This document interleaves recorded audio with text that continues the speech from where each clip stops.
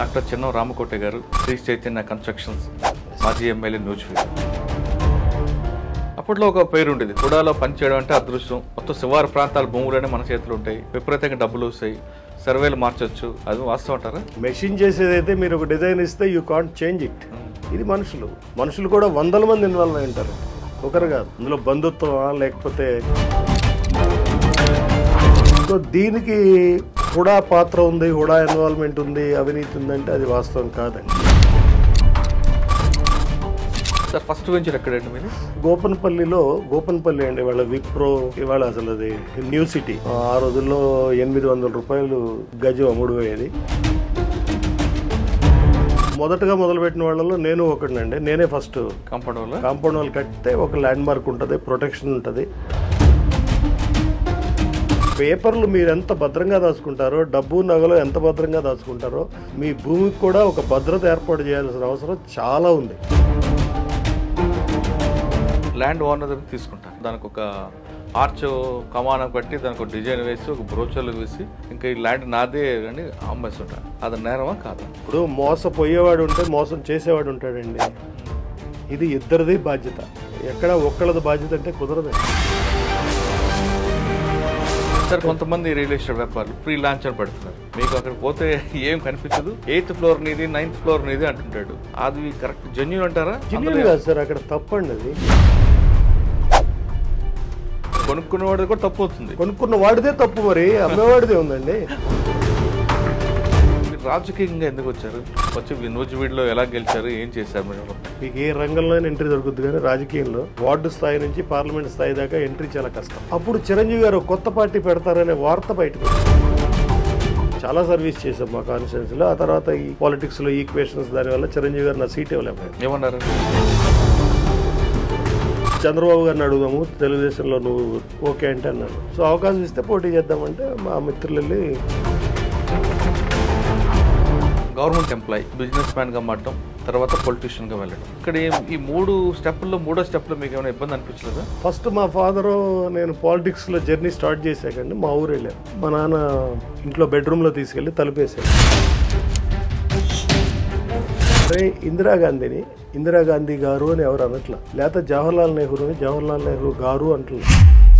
రాజకీయాల్లో ఉంటే గౌరవం ఉంటుందని వెళ్ళేటప్పుడు రాజకీయాల్లోకి వెళ్తామండి. ఆ తర్వాత మిమ్మల్ని గౌరవించేవారే ఉండరు. సో మీరు సాక్రిఫైస్ చేసి సర్వీస్ చేసినందుకు రాజకీయ నాయకులకు బాగా డబ్బులు వస్తాయి అంటుంటారు, వాస్తవం అంటారండి? మీ ఫోకస్ డబ్బు మీద ఉంటే మీరు దానికోసం ఎత్తుతారు. అట్లా అందరు వ్యక్తులు ఉంటారు. ఎక్కడ ఏ విధంగా డబ్బులు వస్తాయి? మీకు తెలిసిన వ్యక్తికి కాంట్రాక్ట్ ఇచ్చుకోవటం, లేకపోతే ఎవరికైనా కాంట్రాక్ట్ వస్తే వారి దగ్గర ఎంత కమిషన్ మాట్లాడుకోవటం, లేకపోతే వారికి అడ్డం పెట్టి బ్లాక్ మెయిల్ చేసి ఎంత ఇస్తేనే చేయిస్తారంటాం. ఈ మూడోది ఇక జేబులు కొట్టడం అండి. జేబులు కొట్టడం అంటే వైన్ షాపుల దగ్గరికి కలెక్ట్ చేసుకోవడం, లేకపోతే కొంతమంది ఆఫీసర్లో టార్గెట్ ఇస్తారు, పోలీస్ స్టేషన్కి ఎంత ఇవ్వాలన్నా కానీ. సార్ ఎమ్మెల్యేకి ఎలాగ వస్తాయి డబ్బులు అంటే చెప్పండి? ప్రభుత్వ భూములు వీళ్ళ భూమిగా మార్చుకోవడం, లేకపోతే మైనింగ్, కాంట్రాక్టర్ కమిషన్, లేకపోతే బెదిరించడాలు. సిటీలో మీరే కాకుండా చాలా మంది ఉన్నారు రియల్ ఎస్టేట్, అవన్నీ కాకుండా మీ దగ్గర ఎందుకు కొనాలి? ల్యాండ్ టైటిల్ పర్ఫెక్ట్ చూసుకునే వాళ్ళు కొన్ని వందల మంది ఉంటారు సార్, పర్మిషన్ తెచ్చుకునే వాళ్ళు ఉంటారు. అన్ని లక్షణాలు అందరి దగ్గర ఉండవు. అంటే ప్రతి ప్లాట్ కూడా మీ ఇల్లు లాగానే కట్టుకొని వాళ్ళకి హ్యాండ్ ఓవర్ చేస్తారు? ఎస్, అట్లా ఏదున్నా మా పర్సనల్ ఎగ్జిక్యూషన్, దట్టు నా పర్సనల్ ఎగ్జిక్యూషన్లో నడుస్తుంది. అక్కడ ఏదైనా పొరపాటు జరిగితే నేను వేరే వాళ్ళు చేశారని చెప్పను సార్. కానీ కొంతమంది రియల్ ఎస్టేట్ వ్యాపారులు భారీ ఎత్తున ప్రకటనలు, ఆఫీసులు, ఈవెంట్లు పెడుతూ చేస్తుంటారు. అన్ని పెడతారు సార్, ఈవెంట్లు పెడతారు, బ్యాంక్ అకౌంట్లు తీసుకెళ్తారు, ఇంకా వేరే అన్ని అక్కడ వేయాల్సి కూడా మన డబ్బులే. అది ముందు మీ తర్వాత మీ. Welcome to iDream. సామాన్యుడు చిరకాల కోరిక సొంత ఇల్లు కట్టుకోవాలని. అందులో భాగంగా కొంత డబ్బు కూడబెట్టుకొని ఎక్కడో దగ్గర చిన్న ఇల్లు కట్టుకొని బతకాలని భావిస్తుంటారు. దానిని ఆసరాగా తీసుకుని కొంతమంది రియల్ ఎస్టేట్ వ్యాపారస్తులు వాటిని ఏదో రకంగా మోసం చేసి ఆ డబ్బులు గుంజుకొని వెళ్ళిపోతుంటారు. ఎక్కడో చిన్న ఇల్లు కట్టుకుందామని ఒక 6 సెంట్లో 1 సెంటో 2 సెంట్లో స్థలం కొనుక్కుంటే కట్టిన తర్వాత కొంతమంది వచ్చి ఈ స్థలం మాది అంటూ వస్తుంటారు.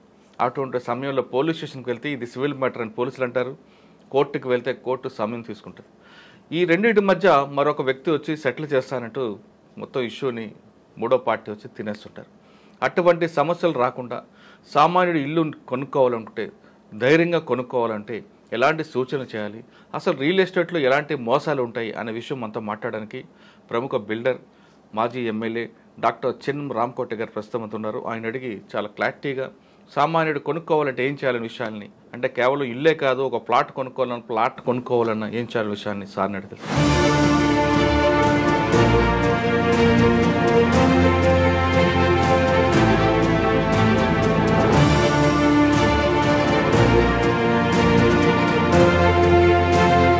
సార్ నమస్తే అండి. నమస్కారం అండి. డాక్టర్ చిన్నం రామకోటి గారు, శ్రీ చైతన్య కన్స్ట్రక్షన్స్ మాజీ ఎమ్మెల్యే, నూజివీడు. అవునండి సార్, ఇప్పుడు మేము చూస్తుంటాం, మాకన్నా మీరు బాగా చూస్తుంటారు ఫీల్డ్లో. ఇల్లు కొనుక్కోవాలని ప్రతి ఒక్కరికి ఉంటుందండి. అంటే పెద్దవాళ్ళ సంగతి బట్టి కానీ, సామాన్యుడు కానీ లేదా మధ్యతరగతి కుటుంబంలో కానీ కొనుక్కోవాలని స్థలమో ఇల్లు లేదా ప్లాటో ఏదో కొనుక్కుంటారు. కొనుక్కున్నప్పుడు అంతా బాగానే ఉంటుంది, చూపిస్తారు. కరెక్ట్ పొజిషన్లోకి వెళ్ళేసరికి ఇంకొక పార్టీ వస్తుంటుంది, అక్కడ న్యూసెన్స్ ఉంటుంది. భరించలేక వాళ్ళు ఏదో రకంగా సెటిల్ చేసుకోవాలని దీంట్లోకి వస్తుంటారు. కొన్నిసార్లు ఆ స్థలానికి కనీసం ఎటువంటి లిటిగేషన్ లేకపోయినా కనీసం జలుబో దగ్గో జ్వరం ఏదో ఒకటి ఉంటుంటాయి. కొన్ని స్థలాలకైతే క్యాన్సర్ లాంటివే కనిపిస్తుంటాయి. మీరు రియల్ ఎస్టేట్లోనే దీన్ని ఇటువంటి టెర్మినాలజీ వాడుతుంటారు. కేవలం హైదరాబాదే కాకుండా ఎక్కడైనా ఇల్లు కొనుక్కోవాలంటే, లేదా వ్యవసాయ భూమి కొనాలన్నా, లేదా ప్లాట్ కొనాలన్నా ఫస్ట్ మనం ఏం చేయాలి, ఏ రకంగా మోసాలు జరుగుతుంటాయి? ఈ ప్రశ్నకు సమాధానం చెప్పే ముందు రామకోటి గారి కుటుంబ ఫ్యామిలీ బ్యాక్గ్రౌండ్, ప్రజా జీవితంలో ఉన్న మీరు ఇటువైపు ఎందుకు అడుగులు పెట్టారు చెప్పండి. నమస్కారం అండి. నేను ఒక కృష్ణా జిల్లా నూజివీడు దగ్గరలో ఒక చాట్రాయ్ అనే చిన్న గ్రామంలో జన్మించడం జరిగింది. అప్పట్లో ఎడ్యుకేషన్ కూడా అంత అందుబాటులో లేదు. మా గ్రామంలో 7th వరకు ఉండేది. ఆ తర్వాత పక్క గ్రామాలకు వెళ్ళి చదువుకోవడం, అప్పట్లో ట్రాన్స్పోర్ట్ ఫెసిలిటీ లేదు. తర్వాత అట్లా ఎడ్యుకేషన్ పూర్తి చేశానండి. చేసిన తర్వాత నాకు హైదరాబాద్ అర్బన్ డెవలప్మెంట్ అథారిటీ అని ఉండేది అప్పట్లో. హెచ్ఎండి, అప్పట్లో హుడా, హుడా. సో దాంట్లో నాకు సర్వేర్గా అపాయింట్మెంట్ దొరికింది. అందులో జాయిన్ అయ్యానండి. జాయిన్ అయిన తర్వాత మళ్ళీ నేను కొంత ఎడ్యుకేషన్ కంప్లీట్ చేసుకుంటే నాకు ప్రమోషన్స్ వచ్చినాయి. Assistant engineer, deputy executive engineer. Okay, డిపార్ట్మెంట్లో కూడా చాలా అనుభవం అనమాట. అది డిపార్ట్మెంట్లో అప్పటి హుడా ఇప్పుడు హెచ్ఎండిఏగా మారింది. మీకు సామాన్యంగా ప్రభుత్వంలో ఏ శాఖలైనా R&B, ఇరిగేషన్, రెవెన్యూ ఇవన్నీ సపరేట్ శాఖలు ఉంటాయి. ఒక్క హెచ్ఎండిఏలోనే అన్ని శాఖలకు సంబంధించిన పని అక్కడ చేయవలసిన అవసరం ఉంటుంది, కాబట్టి నేర్చుకోవాల్సిన అవసరం ఉంటుంది. So all types of land related, permissions related, construction related, everything we can learn there. కానీ అది మనం ఇంట్రెస్ట్ ఉంటే నేర్చుకుంటాం, ఇంట్రెస్ట్ లేకపోతే నేర్చుకోలేము. సో అట్లా నాకు జీవితంలో పెద్ద అవకాశం దొరికింది ఆర్గనైజేషన్లో ఉద్యోగం చేయటం, హుడాలో.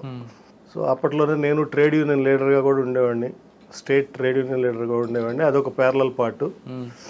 జాబు, వర్కింగ్ ఇది ఒక పార్ట్. సో ముఖ్యంగా ఇప్పుడు మీరు హుడా గురించి మాట్లాడతామండి. హైదరాబాద్ 2000 సంవత్సరాల నుంచి రియల్ ఎస్టేట్ బూమ్ రాగానే హుడా అనేది అప్పటికే ఎస్టాబ్లిష్ అయింది, కానీ దాని వాల్యూ తెలిసింది, దాని పనితనం, దానికి వర్క్ లోడ్ కూడా పెరిగింది. అప్పట్లో ఒక పేరు ఉండేది, హుడాలో పనిచేయడం అంటే అదృష్టం, మొత్తం శివారు ప్రాంతాల భూములనే మన చేతులు ఉంటాయి, విపరీతంగా డబ్బులు వస్తాయి, సర్వేలు మార్చొచ్చు, లేదంటే FTL ట్యాంక్ లెవెల్స్ మార్చొచ్చు అని. అది వాస్తవం అంటారా? ఇవన్నీ నిజం కాదండి. హెచ్ఎండిఏ హుడా అనేది ఒక మాస్టర్ ప్లాన్ తయారు చేసే body. Preparation of master plan and execution of same master plan. అంటే ఒక ఎంత జనసాంద్రత కలిగిన నగరానికి ఒక మాస్టర్ ప్లాన్ అంటూ కావాలి, ఒక డైరెక్షన్. దాన్ని ఆర్గనైజేషన్ ఇంప్లిమెంట్ చేయడానికి ప్రయత్నం చేస్తుంది. అందులో కొంత జరుగుతుంది, కొంత జరగదు, సమయం పడుతుంది. వాళ్ళు ఎంతవరకు ఏంటంటే అండి, పర్మిషన్స్ మానిటర్ చేస్తారు. ఈ FTLs ఇవన్నీ వీళ్ళ కంట్రోల్లో ఉండవు. ఓకే, ఇప్పుడు అందులోనే ఒక విభాగం పెట్టుకున్నారు ఇప్పుడు, కానీ అప్పట్లో లేదు. ఇవన్నీ రెవెన్యూ నుంచే తేవాలి, రెవెన్యూ ఏం సర్టిఫై చేస్తే అది.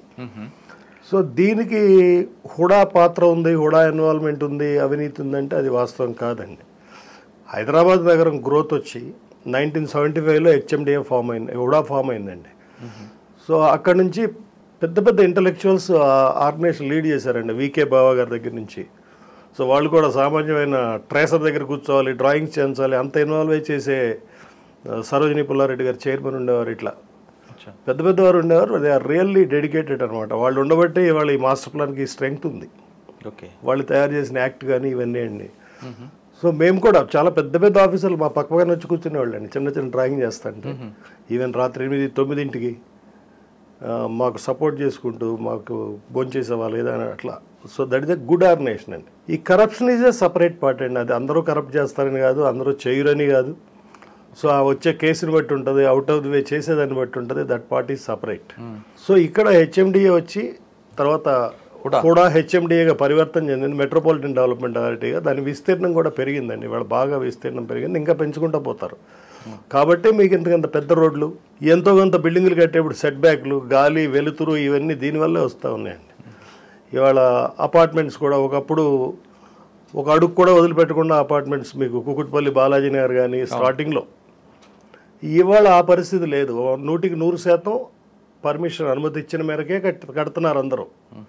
అసలు డివియేట్ చేయాలన్న ఆలోచనే అందరి మైండ్లలో పోయిందండి. డివియేట్ చేస్తే అడిషనల్గా వచ్చేది లేదు, హరాస్మెంట్ తప్ప. So HMDA that way they are excellently controlling the growth of the master plan. ఇక చెడు అంటారు, అవి కేసు టు కేసు ఉంటాయి, అవి ఆర్గనైజేషన్ కూడా ఉంటాయి, మంచి చోట రెండే కనిపిస్తాయి, అవి ఉంటాయి. వాటి గురించి ఎక్కువగా డిస్కస్ చేయాల్సిన అవసరం లేదు. హుడాలో తీసుకుంటే 2004 తర్వాత ఓఆర్ఆర్ రావడం, అప్పుడు హుడా పాత్ర కూడా బాగా కనిపించింది.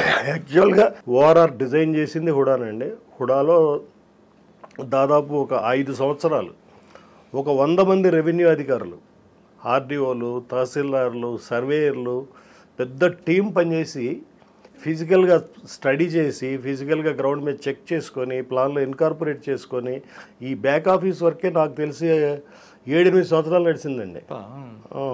ఓఆర్ఆర్ డివిజన్ ఉండేది ఒకటి, చాలా మంది రెవెన్యూ అధికారులు పనిచేశారు అందులో. సార్ అందులో ఒక ఎలిగేషన్ ఉండేదండి, ఎవరికైనా వాళ్ళ ఫ్లాట్ నుంచి రోడ్డు వెళ్లకుండా అంటే కొంత మేనేజ్ చేసుకోవచ్చు అని. వాస్తవం అంటే మీరు చెప్పేవన్నీ నేను ఖండించనండి, జరుగుతాయి. ఎక్కడ జరిగింది ఎట్లా జరిగింది మనకు తెలియదు, అది జరుగుండొచ్చు, నిజమో కాదో అపోవాదో కూడా కావచ్చు, జరగడానికి అవకాశం ఉంది. ఎందుకంటే ఆఫ్టర్ ఆల్ ఇది మానవ మాత్రులు చేసేది కదండి. మెషిన్ చేసేదైతే మీరు ఒక డిజైన్ ఇస్తే యూ కాంట్ చేంజ్ ఇట్. ఇది మనుషులు కూడా 100 మంది ఇన్వాల్వ్ అయి ఉంటారండి, ఒకరు కాదు. అందులో బంధుత్వమా లేకపోతే ఇంకో రకం ఆశ లేకపోతే స్వార్థమా ఏదో ఉంటుంది, ఉండదు అని చెప్పలేము, జరగడానికి అవకాశం ఉంది, తప్పకుండా ఉంటుందండి. మానవ మాత్రులు ఇది మెకానిజం అయితే చేయలేము. మనుషులు ఓఆర్ఆర్ దీంట్లో ఒక యజ్ఞంలాగా చేశారు కదా, దాదాపు 200 మంది ఒక డివిజన్ ఏర్పడి. ఒట్టి ఇనిషియల్ డిజైనింగేనండి. అందులో మీరు కూడా ఉన్నారా? నేను అప్పుడు ఇంజనీరింగ్ డిపార్ట్మెంట్లో ఉన్నానండి. ఆ తర్వాత నేను కరెక్ట్గా ఓఆర్ఆర్ గ్రౌండ్ అయ్యే టైంకి నేను రిజైన్ చేశాను జాబ్. ఎందుకండి అంటే నాకు అప్పుడు పెద్ద సాటిస్ఫాక్షన్ లేదు. జాబ్ సాటిస్ఫాక్షన్ అంటే మన అవసరాల రీత్యా. సో ఎప్పుడు చూసినా ఇబ్బందులు ఉండేవి, ఎప్పుడు చూసినా పనికి బాధపడేవాళ్ళం కాదు, వర్క్ ఎక్కువ ఉందా తక్కువ ఉందా దానికోసం రిపెంట్ అయ్యేవాళ్ళం కాదు. కానీ అట్ ద సేమ్ టైం మన రిక్వైర్మెంట్స్ కూడా వెళ్ళాలి కదా. సో నేను ఇల్లీగల్ మెథడ్స్లో పోయే వ్యక్తిని కాదు. ఎంతవరకు హార్డ్ వర్క్ చేసుకోవాలి, దాంతో మేనేజ్ చేసుకోవాలి, చాలకపోతే ఎవరి దగ్గరైనా ఏమన్నా అప్పుగా తీసుకోవాలి. సో అట్లా అని థింక్ చేసి ఇక బెటర్ వీ రిజైన్. బయట ఎక్కడైనా చేసుకుంటే అప్పుడే మార్కెట్ కూడా, హైదరాబాద్ రియల్ ఎస్టేట్ మార్కెట్ కూడా బాగుంది, కన్స్ట్రక్షన్ ఫీల్డ్లోకి పోదామని నేను రిజైన్ చేసిన వెంటనే 1 మంత్లో కన్స్ట్రక్షన్ కంపెనీ పెట్టుకున్నామండి. దాదాపు చాలా విగరస్గా బిజినెస్ చేసాము. ఎందుకంటే ఇదంతా డిపార్ట్మెంట్ పెట్టిన భిక్ష. మీన్స్ డిపార్ట్మెంట్లో మేము ఎక్వైర్ చేసిన నాలెడ్జే. ఓకే. సో ఎంత త్వరగా భూమి ఎక్వైర్ చేయగలుగుతాము, ఎంత త్వరగా పర్మిషన్లు తెచ్చుకోగలుగుతాము, ఎంత త్వరగా డెవలప్ చేయగలుగుతాము, ఇవన్నీ మాకు అక్కడ నేర్చుకున్నాం కాబట్టి బయటకు వచ్చా చాలా తేలికైందండి. ఓకే సార్, ఫస్ట్ వెంచర్ ఎక్కడండి మీది? నేను ఫస్ట్ గోపన్పల్లి అండి, వాళ్ళ విప్రో ఇవన్నీ. ఇవాళ అసలు అది న్యూ సిటీ, కొత్త సిటీ అంటే గోపన్పల్లిలో డైమండ్ హైట్స్ అని ఒక 20 acresతో ఫస్ట్ ప్రాజెక్ట్ స్టార్ట్ చేసామండి. అంటే అపార్ట్మెంటా? లేదండి, ఓపెన్ ప్లాట్ స్టార్ట్ చేసాము. ఆ రోజుల్లో 800 రూపాయలు గజం అమ్ముడుపోయేది. 2004-03 ఆ ప్రాంతాల్లో. అప్పట్లో రోడ్డు ఉండేది కాదండి, నానక్రమ్ కూడా రోడ్డు ఉండేది కాదు, జామ తోటలు కదండి అంతా కూడా. అసలు జామ తోటల కంటే అక్కడంటే ఇల్లిసిటీ లెక్క తయారీ ఎక్కువ ఉండేదండి. అవును, అసలు ఆ రోడ్లో వెళ్ళడానికే భయపడే పరిస్థితులు, ధైర్యంగా వెళ్లే పరిస్థితులు కావండి. సో అట్లా గోపన్పల్లిలో ఫస్ట్ 20 ఎకరాలు చేసామండి. అది సక్సెస్ఫుల్గా పెద్ద పెద్ద కొండలు అవి. అప్పట్లో బ్లాస్టింగ్ చేయాలి, కొండలు పగలగొట్టాలి. సో ఎక్స్పెరిమెంట్ అసలు మనం ఫిట్ అవుతామా లేదా ఈ ఫీల్డ్ కానీ ఫస్ట్ చేసామండి. సార్ ఫస్ట్ ప్రాజెక్ట్ ఎంత తీసుకున్నారు కాస్ట్ మీరు? సార్ మేము అది డెవలప్మెంట్ తీసుకున్నామండి. నాకు ఆ రోజుల్లోనే ఒక 6 లక్షల రూపాయలు మిగిలియండి అప్పట్లో. అంటే నేను 3-4 పార్ట్నర్ జాయింట్గా చేసాము, ఎవరి ఎఫర్ట్స్ వాళ్ళే. So but we are happy. అందులోనా మరి 6 లక్షలు అంటే పెద్ద 2003-4లో ఇది not a small money. So we are happy with that. Okay sir, మీరు ఫస్ట్ ప్రాజెక్ట్లో తీసుకున్నప్పుడు మీకు వచ్చిన ఛాలెంజ్ ఏంటి, దాన్ని ఎలా మీరు రెక్టిఫై చేసుకొచ్చారు? అంటే అప్పట్లో ఏం ఛాలెంజెస్ ఉండేవి కావండి. మనం you must be sincere. Land protect చేసుకోవాలి, టైటిల్ చూసుకోవాలి, ప్రొటెక్ట్ చేసుకొని అప్పట్లోనే నేను హైదరాబాద్లో హార్డ్లీ ఐ మేబీ 1-2-3 పర్సన్స్లో ఒకటి అయి ఉంటానేమో as per my knowledge. So ల్యాండ్కి ఒక ప్రొటెక్షన్ కావాలంటే ఒక కాంపౌండ్ వాల్ కట్టాలి. అప్పట్లో ఏంటి, ఒక ఇండివిజువల్ బిల్డింగ్ అయితే కాంపౌండ్ వాల్ కట్టాలి. అప్పట్లో అపార్ట్మెంట్ కల్చర్ లేదండి.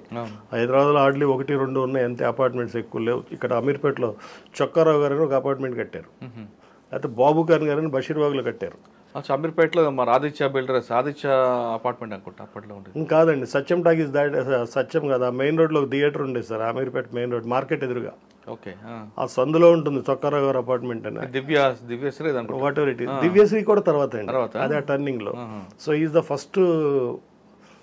ఫస్ట్ జనరేషన్ బిల్డర్స్ వాళ్ళే హైదరాబాద్. బాబు ఖాన్, అప్పట్లో బాబు ఖాన్ గారు కట్టేవాళ్ళు, ఆ తర్వాత మెల్లమెల్లగా వచ్చారండి. సో వాటికి కాంపౌండ్ వాల్స్ ఉండేవి. ఈ ఓపెన్ ల్యాండ్స్కి లేఅవుట్స్ చేసే వాటికి కాంపౌండ్ వాల్స్ ఉండేవి కావు.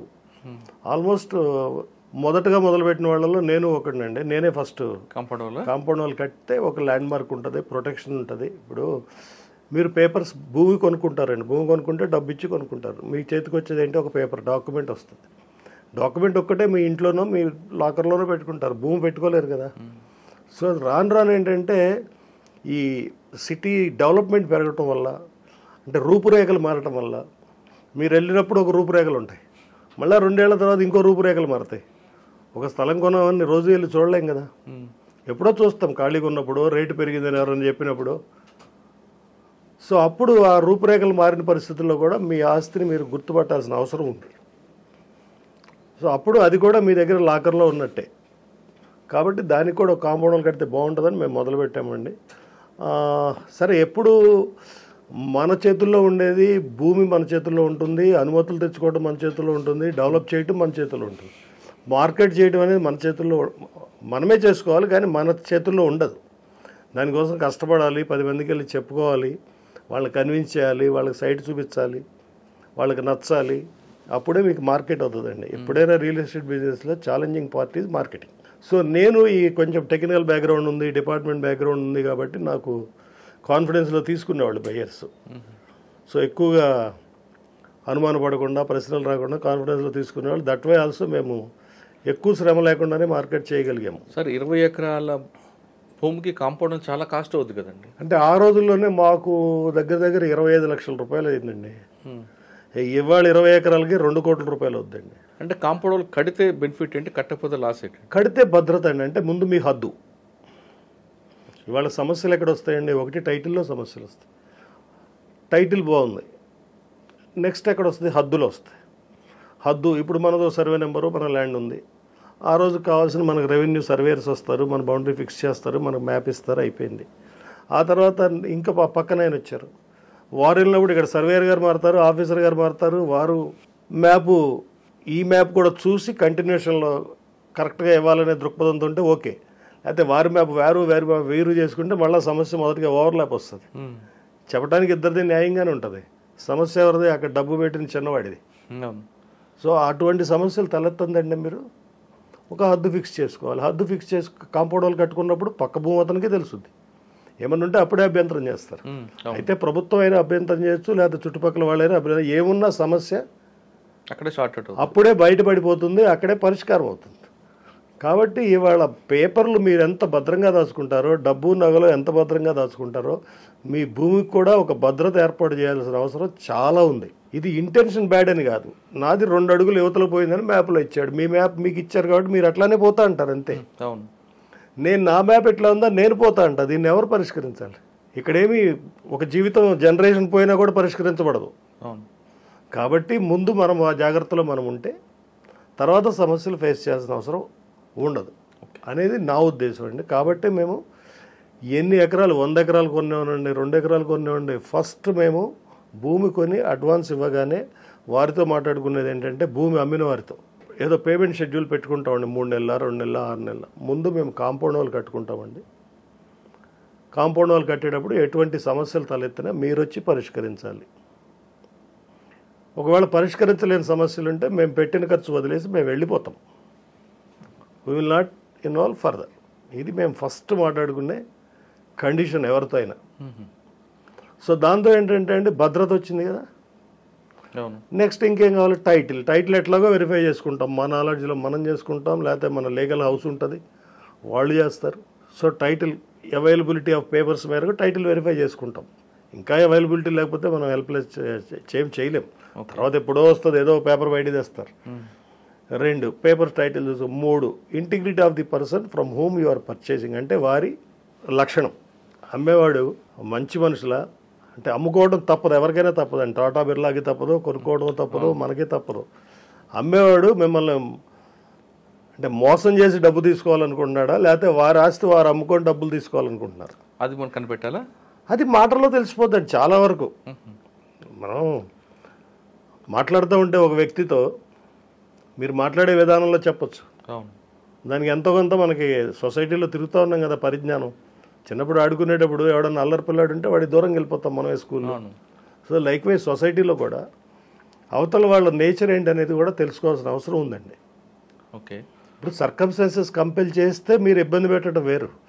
By originally if you are not good, మీతో స్నేహం ఎందుకు చేయాలి? అవసరం లేదు. మార్కెట్లో 100 చోట్ల 1000 చోట్ల ఉంది product, you go to some other person. So అమ్మే మనిషి ఇంటిగ్రిటీ ఇందులో అన్నిటికంటే మోస్ట్ ఇంపార్టెంట్ భూమికి సంబంధించి. ఇప్పుడు ఒక చిన్నవాడు కొంటాడండి, చిన్నవాడు ఉన్న సోర్స్ ఏంటి అయితే వాళ్ళ సంపాదన జీతం మీదో లేకపోతే చిన్న చిన్న వ్యాపారాల మీదో సేవింగ్ చేసుకొని కొనుక్కుంటారు. ఇంకా తక్కువైతే అత్త దగ్గర అక్క దగ్గర బ్యాంకులోనో అప్పు తెచ్చి కొనుక్కుంటాడు. కాబట్టి అతనికి భవిష్యత్తులో ఇబ్బంది లేకుండా ఆస్తినివ్వటం అనేది అమ్మేవాడి బాధ్యత. నువ్వు మొదటి రోజే నీకు ఎంత కావాలో రేటు చెప్పు, కొనుక్కునేవాడు కొనుక్కుంటాడు, కొనుక్కోలేనాడు కొనుక్కోలేడు, అంతే కదా. ఒకసారి ధర ఒప్పుకున్న తర్వాత అతన్ని ఎక్స్ప్లాయిట్ చేసే థింకింగ్ ఉండకూడదు. ఉండకూడదు అంటే ఆ థింకింగ్ ఎక్కడ వస్తుందండి? By virtue of your nature వస్తుంది, ఆటోమేటిక్గా రాదు కదా. ఇప్పుడు రోడ్లో మనం వెళ్తా ఉంటే ఏదో కింద పడింది దొరికింది, చాలామంది ఏం చేస్తాం, తీసుకెళ్ళి ఆ దగ్గరలో 10 మందిని అడుగుతాం, ఇది ఎవరన్నా పడేసుకున్నారండి, లేకపోతే పోలీస్ స్టేషన్లో ఇస్తాం మనకు టైం లేకపోతే. కొంతమంది ఏం చేస్తారు, తీసుకెళ్ళిపోతారు. సో అది బై నేచర్ ఉంటుందండి. ఇందులో trust is more important than paper. అంటే ఈ బిజినెస్లో ప్రాపర్టీ కొనుక్కునేటప్పుడు నమ్మకం అనేది చాలా ముఖ్యం. దాని తర్వాతే పేపర్లు, పొజిషన్, ఎనీథింగ్. ఇవన్నీ బాగుండి వ్యక్తి బాగోకపోతే కూడా మీరు ఇబ్బందులు పడతారు. సో ఇది ప్రధాన లక్షణాలండి. ఇకపోతే మీరు మోసాలు అంటే ఒకప్పుడు హైదరాబాద్లో ఏంటంటే, మనం దాని గురించి వెళ్ళే ముందు ఫస్ట్ మీరు చెప్పారు టైటిల్, పొజిషన్, తర్వాత ఆ వ్యక్తి అమ్మే వ్యక్తి ఇంటిగ్రిటీ. ఈ కాకుండా ఇంకేముంటాయి? Next financial way of financial transaction, డబ్బు ఇచ్చిపుచ్చుకోవడం, అది రాసుకోవడం, ఇది 4వ పార్ట్ అండి. ఓకే, ఆ తర్వాత రిజిస్టర్ ఆఫీస్లో రిజిస్ట్రేషన్ అయిపోతుంది, ఎవరి దారి వాళ్ళదే. సార్ ఇవన్నీ పర్ఫెక్ట్గా చేసిన తర్వాత కూడా ఇష్యూస్ వస్తుంటాయి కొన్ని, అప్పుడు ఏం వస్తాయండి. వచ్చినప్పుడు తప్పదండి. ఇప్పుడు ఆస్తి నా దగ్గర ఉంది, వాళ్ళ ఒక 100 ఎకరం నా దగ్గర ఉంది, నేను అన్నీ చూసే కొనుక్కున్నాను. కొనుక్కున్న తర్వాత ఎక్కడో ఇవాళ ఎట్లా వస్తుందండి, వాళ్ళ ఒరిజినల్గా వీళ్ళు యాన్సిస్టర్ ప్రాపర్టీస్ ట్రాన్స్ఫర్ అవుతూ ఉంటాయండి రెవెన్యూ రికార్డులు. అవి ఎక్కడ రిజిస్ట్రేషన్ కావు. వాళ్ళు ఇంట్లో మాట్లాడుకుంటారు, ఒక 4 అన్నదమ్ముల్లో ఒక అన్నదమ్ముడికి ఆ భూమి, ఒక అన్నదమ్ముడికి ఈ భూమి. అయిన తర్వాత ఏమవుతుంది, ఒక ప్రాపర్టీ ఆస్తి వాల్యూ ఎక్కువ పెరుగుద్ది, రికార్డులో కరెక్ట్గా ఎంటర్ అవుతుంది. ఫస్ట్ బ్రదర్కి ఇది, సెకండ్ బ్రదర్కి ఇది. ఇప్పుడు ఫస్ట్ బ్రదర్ ప్రాపర్టీ నేను కొనుక్కున్నా, రేటు పెరిగింది. కానీ రూల్ ప్రకారం ఏంటి, అప్పట్లో వీళ్ళు ఇళ్లలో రాసుకునేవాళ్ళు, లేకపోతే పెద్ద మనుషులు పంచేవాళ్ళు. పంచిన తర్వాత అక్కడ కరణం గారో పట్మరి గారో ఎంట్రీ చేసేవారు. ఈ ఆస్తి విలువ పెరగడంతో ఏమవుద్ది, ఒకడు భూమి ఇంకా పెరగల పాపం, వారు వచ్చి ఇక్కడ లిటిగేషన్ పెడతారు. అదంతా 4వ బ్రదర్ ఉన్నాడు అనుకోండి, ఏమని పెడతాడు, ఇందులో నాకు హక్కు ఉందని పెడతాడు. అతను చెప్పేది న్యాయమే మరి, కానీ ఆ రోజు ఒప్పుకున్నావుగా. ఇవాళ పరిస్థితులు మారి రేటు పెరగడంతో మరి వస్తాడు, ఆలోచన మారింది. దాన్ని ఎవరు ఎస్టాబ్లిష్ చేయాలి, ఎట్లా ఎస్టాబ్లిష్ చేయాలి, జరగవు అనేది లేదండి. దాని మీద దురదృష్టం మీద ఆధారపడి ఉంటుంది.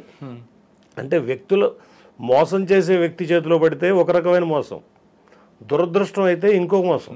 ఇవాళ మేము ఒక 20 ఏళ్ల క్రితం ఐ థింక్ 2006లో అండి, గట్కేసర్ దాటిన తర్వాత ఒక హైవే మీద ప్రాపర్టీ కొన్నాం 40 ఎకరాలు. కొన్న తర్వాత మేము ప్రాజెక్ట్ చేద్దామని కాంపౌండ్ వాళ్ళు అంతా కట్టాము. ఇంకా ఎగ్జిక్యూషన్లోకి వెళ్ళే ముందు మాకు బజాజ్ అంటే పెద్ద కంపెనీ, వాళ్ళు మమ్మల్ని అప్రోచ్ అయ్యారు ఈ ప్రాపర్టీ కావాలని. సో మాకు రావాల్సిన మార్జిన్ మాకు వస్తుంది, ప్రాజెక్ట్ చేసినా చేయకపోయినా. సో వాళ్ళు హైదరాబాద్లో ఆ రోజుల్లోనే బషీర్బాగ్లో ఒక పెద్ద లీగల్ హౌస్ అండి. మేము కూడా స్క్రూటినీ అంత చేసుకోవాలా, మేము మామూలుగా మా నాలెడ్జ్లో చేసుకున్నాం. పెద్ద లీగల్ హౌస్ ఆ రోజుల్లోనే చాలా పెద్ద ఫీజు కట్టారు వాళ్ళు.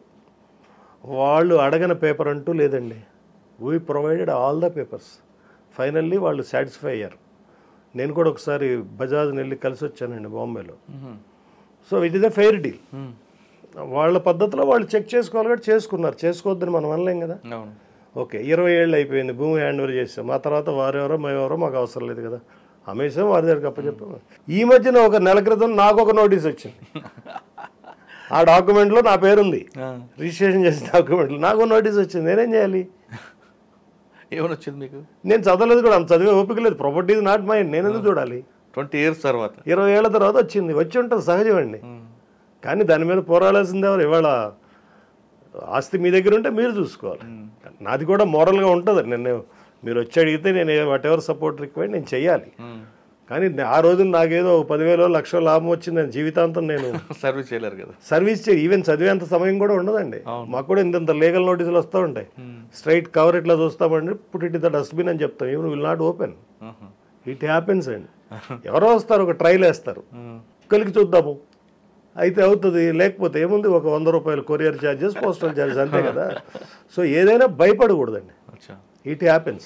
సార్, మీకున్న అనుభవంతో ఇప్పుడు కొంతమంది వ్యాపారస్తులు మీరు చెప్తున్న డెవలప్మెంట్ తీసుకున్నారు అనుకోండి, ఫస్ట్ ఏం చేయాలి? ప్రొసీజర్ ఎలాగ రావాలి సార్? ఇప్పుడు ఒకటి, భూ యజమాని భూమి తీసుకొని డెవలప్ చేసే బిల్డర్ అనండి, అంతే కదా. అంతే. ఆర్ ప్రమోటర్, బిల్డర్, వాటర్ 2 పార్ట్లు ఉంటాయండి. ఈ 2 పార్టీల మధ్యలో ఒప్పందం జరిగి రిజిస్ట్రేషన్ జరుగుతుంది. అంటే వీళ్ళు ఏం చేయాలి చెప్పండి. ఓనర్ ఏం చేయాలి? లేదా ఓనర్ చేసే పాత్ర ఏమి ఉండదండి. ఓనర్ భూమి మీ దగ్గర 10 ఎకరాలు ఉంటే మీరు అపార్ట్మెంట్ కట్టాలనుకున్నారు, విల్లాలు కట్టాలనుకున్నారు, లేఅవుట్ చేయాలనుకున్నారు, ఆ దగ్గరికి వచ్చి ల్యాండ్ అనుకోండి, మార్చుకోవచ్చు అండి. అన్ని పెద్ద అన్ని ప్రొసీజర్ ఉందండి. సో మీరు మార్కెట్లో చెప్తారు 10 మందికి, లేకపోతే మేమే వచ్చి అడుగుతాం, ఇదో మురళీధర్ గారు తమరు భూమి బాగుందండి, ఇస్తారా, మేము చేసుకుంటామంటాం. అంటే ఏదో ఒక రూపంలో ఒక అండర్స్టాండింగ్ వస్తుంది, ఒక డిస్కషన్ అయ్యి. దాని తర్వాత దానికి మీ భూమికి ఉన్న పేపర్లు తీసుకుంటాం, కండిషన్స్ మాట్లాడుకుంటాం.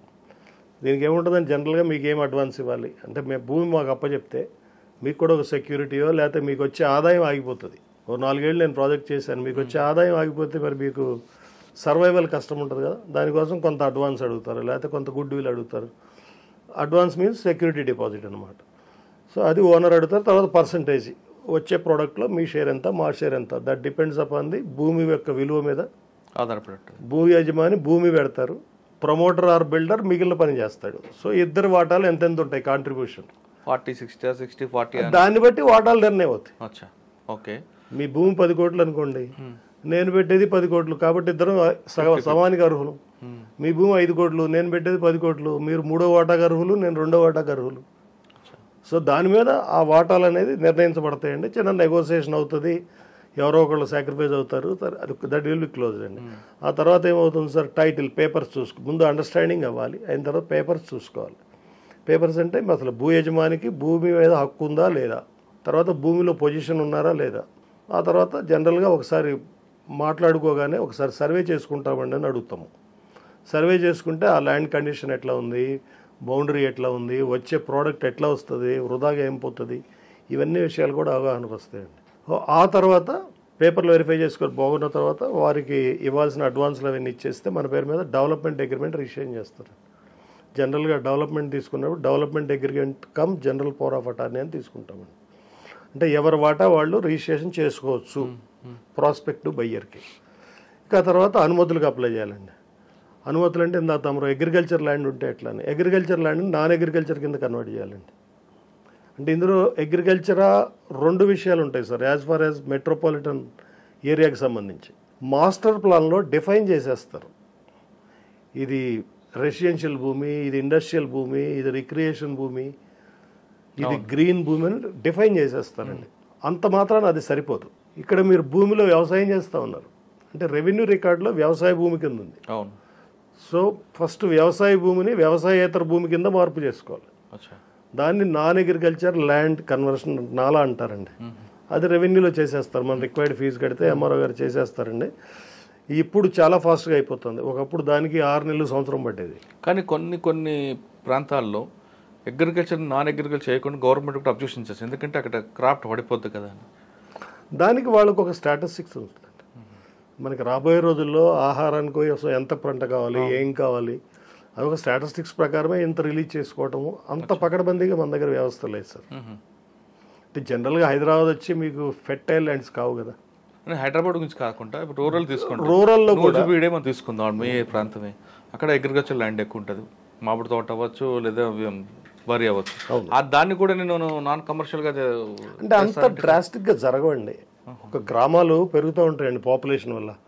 పెరిగినప్పుడు ఒక 100 కుటుంబాలు ఉన్నాయి. 100 కుటుంబాల్లో సంవత్సరానికి 10 కుటుంబాల్లో పిల్లలు పుడతారు. వాళ్ళు అక్కడే ఉండాలి. కాబట్టి పక్కన 1 ఎకరం 2 ఎకరాలు అక్కడ వరకు ఓకే. కానీ మరి 1000 ఎకరాలు అంటే అది ఎక్కడంటే మీకు అర్బన్ ఏరియాస్ చుట్టూ పోతుంది తప్ప రూరల్ ఏరియాల చుట్టూ పోదు. కొంతమంది రూరల్ ఏరియాలో రేటు పెరిగిందని ఎకరం ₹1,00,00,000 అమ్ముతామని కొనుక్కొని దాన్ని డెవలప్మెంట్ చేస్తుంటారు కదా. అది కూడా చాలా తక్కువ పర్సెంటేజ్ అండి. అంత ఆహార భద్రతను దెబ్బకొట్టే అంత పర్సెంటేజ్లో అది లేదు. సార్ మీరు చెప్తున్నట్లుగా టైటిల్ చూసుకోవాలి, ల్యాండ్ పొజిషన్ చూసుకోవాలి, తర్వాత ఏం చేయాలి? టైటిల్ చూసుకోవాలి, ల్యాండ్ పొజిషన్ చూసుకోవాలి. ఇప్పుడు డెవలప్మెంట్ తీసుకున్న తర్వాత ఇప్పుడు agriculture land non agriculture convert చేసుకోవాలి. అట్లానే మాస్టర్ ప్లాన్లో అది రెసిడెన్షియల్ అయి ఉండాలి. ఒకవేళ రెసిడెన్షియల్ లేకపోతే మళ్ళీ మాస్టర్ ప్లాన్లో కన్వర్షన్ పోవాలి. ఓకే, అది తెచ్చుకోవాలి. గవర్నమెంట్ ఒక జీవో ఇస్తుందండి, దానికి ఒక పెద్ద కమిటీ ప్రొసీజర్ ఉంది. ఇవన్నీ అయిన తర్వాత మీరు ఒక ఆర్కిటెక్ట్ని, స్ట్రక్చర్ ఇంజనీర్ని పెట్టుకొని డిజైన్స్ చేయించుకోవాలి. చేయించుకున్న తర్వాత ఒకవేళ బిల్డింగ్స్ అనుకోండి, మీరు ఫైర్ డిపార్ట్మెంట్ పోవాలి, ఎయిర్పోర్ట్ అథారిటీ పోవాలి, ఇవన్నీ అనుమతులు తెచ్చుకోవాలండి. ఇప్పుడు చాలా సింప్లిఫై అయిపోయినాయండి. మేము 20 ఏళ్ల క్రితం ఈ అనుమతులు రావడానికి ఒక్కొక్క అనుమతికి 6 నెలలు సంవత్సరం పట్టేదండి. అప్పట్లో ఢిల్లీలో ఉండేది ఎయిర్పోర్ట్ అథారిటీ అని. వెళ్ళినా అక్కడ ఎవరు తెలియదు మనకి, లోపల కూడా ఎంట్రీ కష్టం ఉండేది సార్. ఇవాళ చాలా ఫింగర్ టిప్స్ మీద వచ్చేస్తున్నాయి పర్మిషన్. చాలా ఇవాళ అసలు అన్ని సింగిల్ విండో సింగిల్ విండో కానీ ఫింగర్ టిప్స్ మీద వచ్చేస్తున్నాయి. ఓకే, ఫైర్ కూడా అంతే. ఇదివరకు ఓ పెద్ద ప్రొసీజర్ ఉండేదండి. ఇవాళ అనుమతులకు ఇబ్బంది లేదు సార్ గవర్నమెంట్లో. ప్లస్ రెవెన్యూ రికార్డు కూడా చాలా వరకు స్ట్రీమ్ లైన్ చేశారు. నాకు తెలిసి ఎక్కడో 0.1% తప్ప. అప్పట్లో ఏముండేది సార్, రెవెన్యూ రికార్డులో ఒకటి ఉండేది, సబ్ రిజిస్ట్రార్ దగ్గర ఒక రిజిస్ట్రేషన్ అయ్యేది. ఇప్పుడు సబ్ రిజిస్ట్రారు రెవెన్యూ అథారిటీ ఒకటే చేశారు తెలంగాణలో. అవును. సో కాబట్టి ఈ క్లాష్ తగ్గిపోయింది. చాలా వరకు ఇవాళ అంత భయపడాల్సిన అవసరం లేదండి. ఏదైనా హ్యూమన్ క్రియేషన్ అయితే తప్ప అంత భయపడే అవసరం లేదు. అయినా ఒక్కొక్క సైట్లో ఒక్కొక్క ప్రాజెక్ట్లో కొత్త ఎక్స్పీరియన్స్ వస్తుందండి. అంటే అంత పని చూసుకున్న తర్వాత అప్పుడు అడ్వాన్స్ ఇవ్వాలా? ఇది builder and land owner part ఇదండి. వాళ్ళు ప్రాజెక్ట్ స్టార్ట్ చేసుకుంటారు, డిజైన్ చేసి అనుమతులు తెచ్చుకుంటారు, పని మొదలు పెడతారు. In the mean while marketing మొదలు పెట్టుకోవాలి. మార్కెటింగ్ మొదలు పెట్టుకోవడానికి కూడా ఇప్పుడు రెరా అనే ఒక కొత్త ఆర్గనైజేషన్ వచ్చింది. మీకు అనుమతులు వచ్చేదాకా మార్కెటింగ్ చేయడానికి వీల్లేదు. ఈవెన్ రెరా అనుమతి కూడా వచ్చాకే మార్కెటింగ్ చేసుకోవాలి. Okay, this is the fire approach. ఇది కాకుండా మార్కెట్లో ఇప్పుడు అన్ఫైర్ అప్రోచ్. సార్ మీరు ఆ విషయంలో తీసుకుంటే ల్యాండ్ ఓనర్ తీసుకుంటాను నేను, తీసుకొని ఒక పెద్ద కాంపౌండ్ దానికి ఒక ఆర్చ్ కమానం కట్టి దానికి ఒక డిజైన్ వేసి ఒక బ్రోచర్లు వేసి ఇంకా ఈ ల్యాండ్ నాదే అని అమ్మేస్తుంటా. అది నేరమా కాదా? నేరమేనండి. అట్లా చెయ్యరండి ఎవరు, రిప్యూటెడ్ బిల్డర్స్ చేయరు. రిపీటర్ కాదండి నేను అంటుంది, వాళ్ళకున్న రెప్యుటేషన్ పోగొట్టుకోరు. కానీ కొత్తగా వస్తున్నారు కదా, వాళ్ళందరూ ఏం చేస్తున్నారంటే ల్యాండ్స్ అన్ని కూడా తీసుకురావడం, దానికి నంబర్ రోడ్లు వేయడం, 4 మొక్కలు పాతడం, ఒక పెద్ద వాచ్మ్యాన్ అక్కడే మనం ఐడెంటిఫై చేయాలి సార్. ఇప్పుడు దొంగ అనేవాడు రాత్రి 1 గంటకి ఇంటికి వస్తాడు అంటే ఏం చేయాలి? మీరు 1 గంటకు మేలుకొని ఉండాలి, అంతే కదా. దొంగ వస్తాడని తెలిసి మీరు మేలుకొని లేకపోతే ఎవరు ప్రొవైడ్ చేయాలి భద్రత? ఒక ఇల్లు అయితే 2 ఇళ్ళు అయితే పోలీసు వారు భద్రత చేస్తారు. హైదరాబాద్ మొత్తం అంటే వాళ్ళు ఎక్కడ చేస్తారు? వాళ్ళ కష్టం వాళ్ళు పడుతున్నారు. ఇవి జరుగుతాయండి. ఇప్పుడు మోసపోయేవాడు ఉంటే మోసం చేసేవాడు ఉంటాడండి. ఇది ఇద్దరిది బాధ్యత. రైట్, ఇది కరెక్ట్. ఇది ఎక్కడ ఒక్కళ్ళది బాధ్యత అంటే కుదరదండి. సార్ కొంతమంది రియల్ ఎస్టేట్ వ్యాపారులు ఫ్రీ లాంచ్ అని పెడుతున్నారు. మీకు అక్కడికి పోతే ఏం కనిపించదు, 8th ఫ్లోర్ నీది, 9th ఫ్లోర్ నీది అంటుంటాడు. నువ్వు ఈఎంఐ కట్టక్కర్లేదు అంటాడు, నేనే ప్రొవైడ్ చేస్తా అంటాడు. ఇంకా ల్యాండ్స్కేప్ అని రకరకాలు చూపిస్తుంటారండి. ఎక్కడ చూసినా ఆ బ్రోచర్లు పట్టుకుని తిరుగుతుంటారు. కూరగాయల మార్కెట్లో కూడా ఉంటారు, ఫ్రీ లాంచ్ రండి మీరు.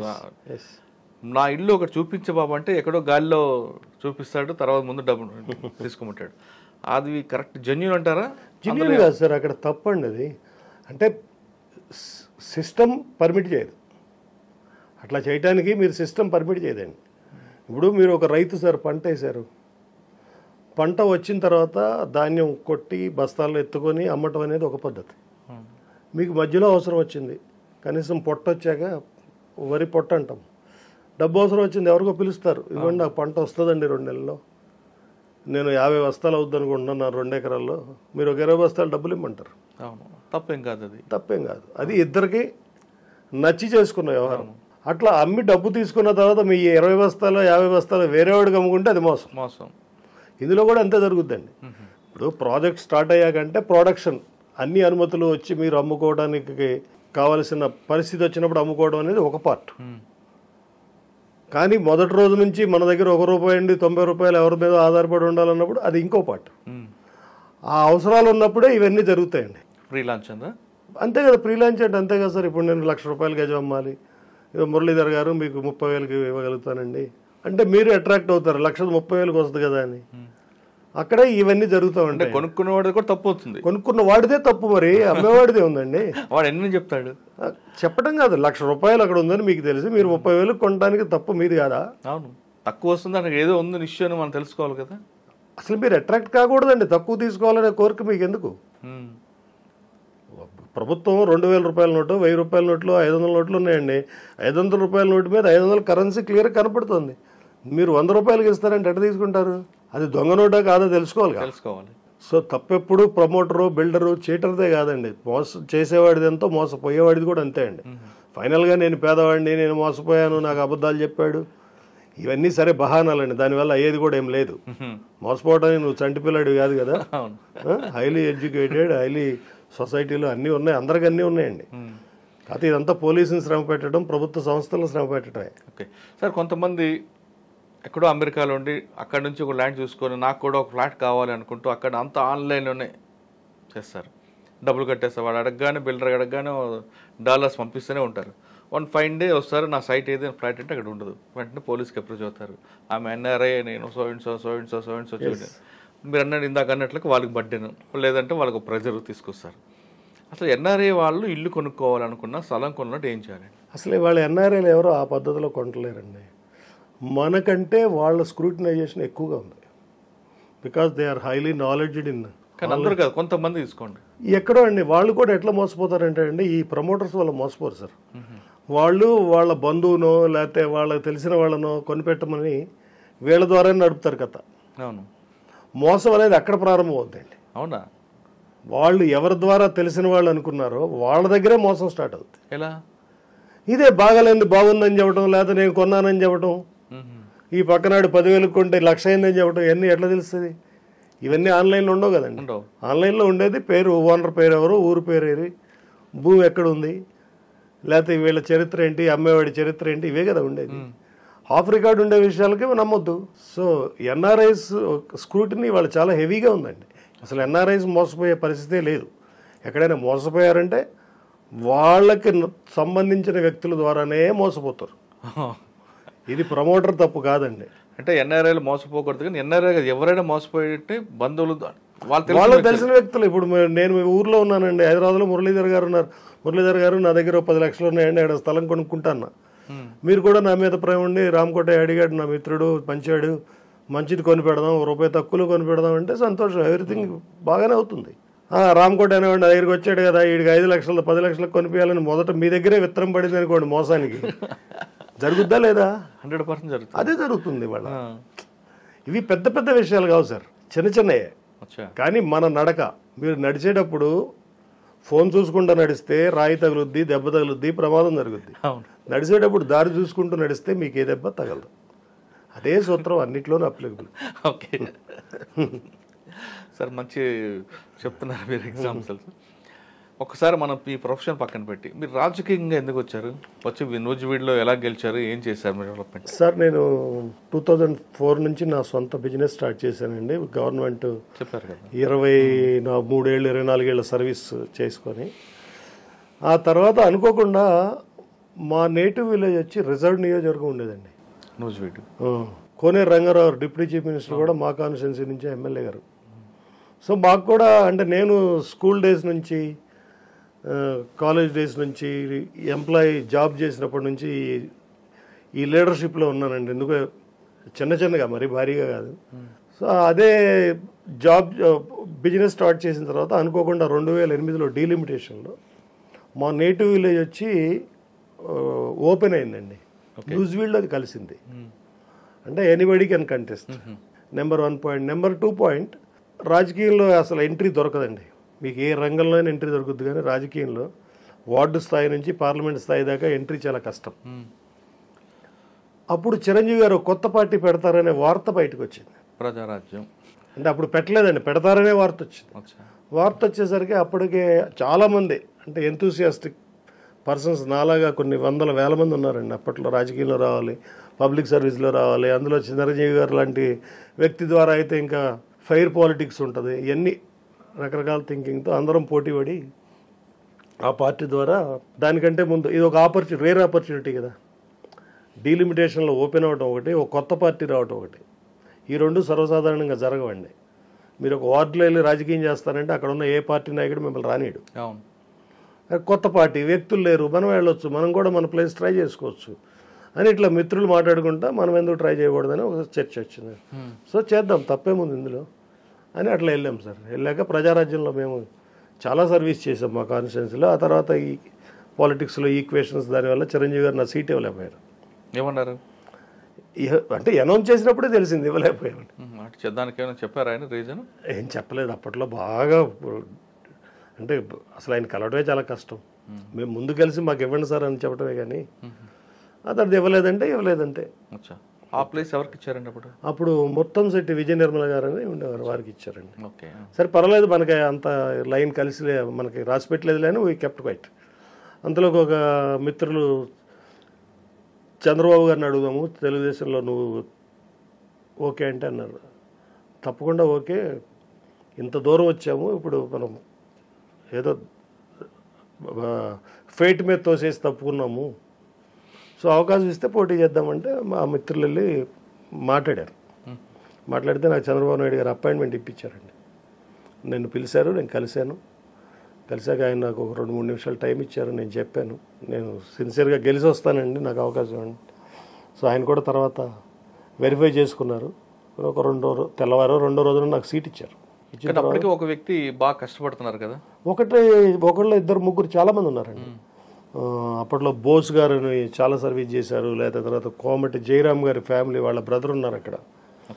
లేకపోతే ఈవెన్ ఆ కాన్స్టిట్యున్సీ మీద పొట్టు గద్దె రామ్మోహన్ గారికి, దేవినేని ఉమా గారికి వారు కంటెస్ట్ అయిపోయినా వీళ్ళందరికీ ఉండేదండి. అందుకే చంద్రబాబు గారు నాకు ఒక రోజు టైం అడిగారు. 1-2 రోజులు ఆగమ్మా, నేను కూడా కొంతమందితో మాట్లాడి ఏమాత్రం అవకాశం ఉన్నా నీకు చూస్తానని చెప్పారండి. బట్ తర్వాత ఆయన అందరితో మాట్లాడినట్టున్నారు, వాళ్ళు కూడా సర్వే చేయించుకున్నట్టున్నారు. అంటే మన టైం కూడా బాగున్నట్టుంది. సో సీట్ ఇచ్చారండి.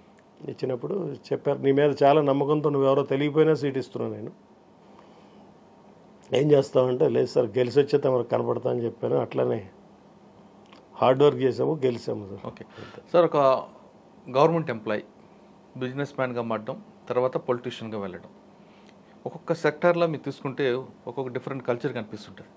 పొలిటీషియన్స్ అనగానే అందరిలాగా మీరు అంటి మొట్టుకుని ఉంటే కొందరితో కలుపుకుంటూ పోవాల్సిన పరిస్థితి అది. బిజినెస్ మ్యాన్ అంటే అవసరం కూడా లేదు పెద్దగా, మీ వ్యాపారం, మీ కస్టమర్, అంతవరకు. ఇక్కడ ఈ 3 స్టెప్పుల్లో 3వ స్టెప్లో మీకు ఏమైనా ఇబ్బంది అనిపించలేదా? ఏం ఇబ్బంది లేదండి, ఓన్లీ డెడికేషన్ ఉంటే మీకు ఏ పనైనా చేయొచ్చు. ఇప్పుడు సినిమాలో పాత్రలు చేసినట్టే అందరికీ రాముడు పాత్రలు, అందరికి కృష్ణుడి పాత్రలు, ఏ పాత్ర కష్టం ఆ పాత్ర ఉంటుంది. ఇందులో కూడా అంతే. సో డెడికేషన్ ఉంటే, ఇన్వాల్వ్మెంట్ ఉంటే. పొలిటీషియన్స్ కొంచెం కష్టం ఎక్కువ ఉంటుంది కదా. కష్టమే ఉండదు సార్, కష్టమే ఉండదు. మీరు వచ్చిన వారి మీరు గవర్నమెంట్ ఎంప్లాయ్ అనుకోండి, సాయంత్రం 5 తర్వాత మీకు ఫోన్ చేస్తే నా డ్యూటీ అయిపోయింది బాబు పెట్టి అంటారు. అవును. బిజినెస్ మ్యాన్ అనుకోండి 6 తర్వాత ఫోన్ చేస్తే ఫోన్ స్విచ్ ఆఫ్ చేస్తారు, నా ఇష్టం అంటారు. పొలిటీషియన్ గా పని ఉండదు. లేదండి, రౌండ్ ది క్లాక్ అవైలబుల్ ఉండాలండి. మీకు బిలీవ్ ఇట్ ఆర్ నాట్ అండి, మధ్యరాత్రి 1 గంటకు ఫోన్ వస్తుంది సార్. ఊర్లో కరెంట్ రావట్లేదు అన్నా అని వస్తుందండి. మరి సబ్స్టేషన్ ఫోన్ చేయొచ్చు కదా తమ్ముడు అంటే, సబ్స్టేషన్ వాళ్ళు ఫోన్ లేపుతలేడు సార్, బిజీగా ఉందంటాడు. సో మళ్ళీ మనం మాట్లాడి రిప్లై ఇవ్వాల్సి వస్తుంది. సో అక్కడ మీరు రౌండ్ ది క్లాక్ అటెండ్ అవ్వాల్సిందేనండి. That job is like that, like doctor గారి జాబ్. ఇబ్బంది రాలేదా మీకు? అంటే ఇబ్బంది ఉంది సార్, మీరు నచ్చి వెళ్ళినప్పుడు మిమ్మల్ని ఎవరు పిలవలేదు కదా, ఆ రంగం అటువంటిదని తెలిసి వెళ్ళాము. వెళ్ళినప్పుడు అందులో మీరు సంతోషించాలి, ఎంజాయ్ చేయాలి, కష్టపడాలి, ఎవ్రీథింగ్. నష్టం వచ్చినా భరించాలి. అవునండి, ఇప్పుడు మనం కష్టం అంటే కష్టం అనేది ఏమి ఉండదు, మీరు అబ్జర్వ్ చేసుకునే దాన్ని బట్టి ఉంటుంది అంతే. సరే, మీరు గెలిచారు. గెలిచిన తర్వాత మీ ఫీలింగ్స్ ఏంటంటే? ఎక్కడో ఒక చిన్న సింగర్ అని బెల్లంపల్లిలో పనిచేసిన ఆఫీసర్ని జీవితం స్టార్ట్ చేసి అలాగ హుడా నుంచి ఇలాగ వచ్చానండి. మీకు పొలిటికల్ బ్యాక్గ్రౌండ్ లేదు, ఫైనాన్షియల్ బ్యాక్గ్రౌండ్ లేదు, కానీ ఒక స్థాయి నుంచి ఈ స్థాయికి వచ్చామంటే మీ కష్టం తీసుకొచ్చింది. ఆ రోజు ఫీలింగ్ ఏంటండి? చాలా అండి. అసలు మనలాంటి వాళ్ళకి ఇది కళా నిజం అనేది ఫస్ట్ డౌట్ వచ్చింది. అసలు మేము కానీ, మా కుటుంబం కానీ, మా మిత్రులు కానీ, మేము తెలిసిన ఉన్నారండి, ఎప్పుడూ ఊహించందే మాట్లాడుకునే విషయం అండి. జరిగింది. మీ పేరెంట్స్ ఉన్నారు అప్పటికి? ఉన్నారండి. వాళ్ళు ఏమన్నారండి?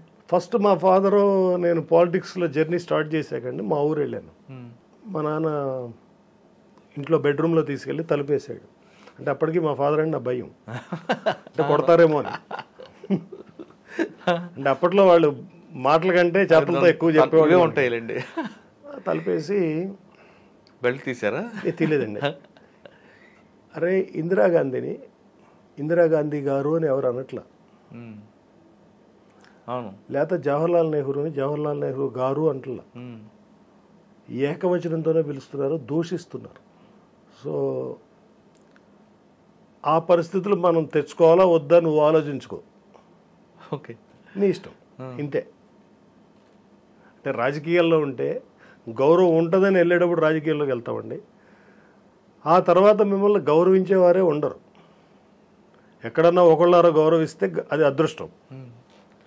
ఎవరు చూసినా ఏ పేరైనా తీయండి, వాడు, వీడు, లేకపోతే బూతులు, దుర్భాషలు. సో మీరు సాక్రిఫైస్ చేసి సర్వీస్ చేసినందుకు ఒరిగేది. మా ఫాదర్ ఈ ఒక్క మాట తప్ప ఇంకేం చెప్పలేదండి. వద్దని కానీ, డబ్బులు పాడు చేస్తామని కానీ ఇవన్నీ ఏం చెప్పలేదండి. ఓకే, ఫస్ట్ మాట ఇందిరాగాంధీ గారు అని ఎవరు అనట్లేదురా, కరెక్టే అని చెప్పింది. సో దృష్టిలో పెట్టుకొని నువ్వేం చేయాలి చేసుకో, అంతే. ఇంకేం రెండో మాట లేదు సార్. అంటే ఆయన అర్థం ఏంటి, సుఖంగా ఉన్న జీవితాన్ని వాడి తిట్లేందో తినాలరా. మీరేం చేశారు? ఇకేం ఆల్రెడీ ప్రయాణం దూరం వెళ్ళింది నాన్న, నేనేం చేయలేను, అంతే కదా. సముద్రంలోకి ముందుకు వెళ్ళాక మళ్ళీ మా నాన్న ఇట్లా చెప్పాడని వెళ్తే చిన్నపిల్లల లక్షణం అవుతుంది సార్. ఇక అంతే, ఆ కాన్వర్జేషన్ అయింది. సరే తప్పదు ఈ ఫీల్డ్లో. తర్వాత గెలిచిన తర్వాత ఏమన్నారండి? గెలిచిన తర్వాత ఏమనలేదు సార్, ఈ టుక్ ఇట్ వెరీ లైట్. ఆయన మా ఫాదర్ కూడా అసలు పెద్ద చాలా తేలిగ్గా తీసుకునే మనిషి. ఆయన డైలీ హార్డ్ వర్క్ చేసి బతికే టైపు. ఓకే గెలిచావు కాబట్టి మా ఊరు బస్సు అయిపోయి లేకపోతే ఇంకేదన్నా చెయ్యి, అది చేస్తే పుణ్యం ఉంటుంది. సార్ మీరు గెలిచిన తర్వాత 5 సంవత్సరాలు న్యూజిలాండ్ చేసిన డెవలప్మెంట్ ఏంటంటే?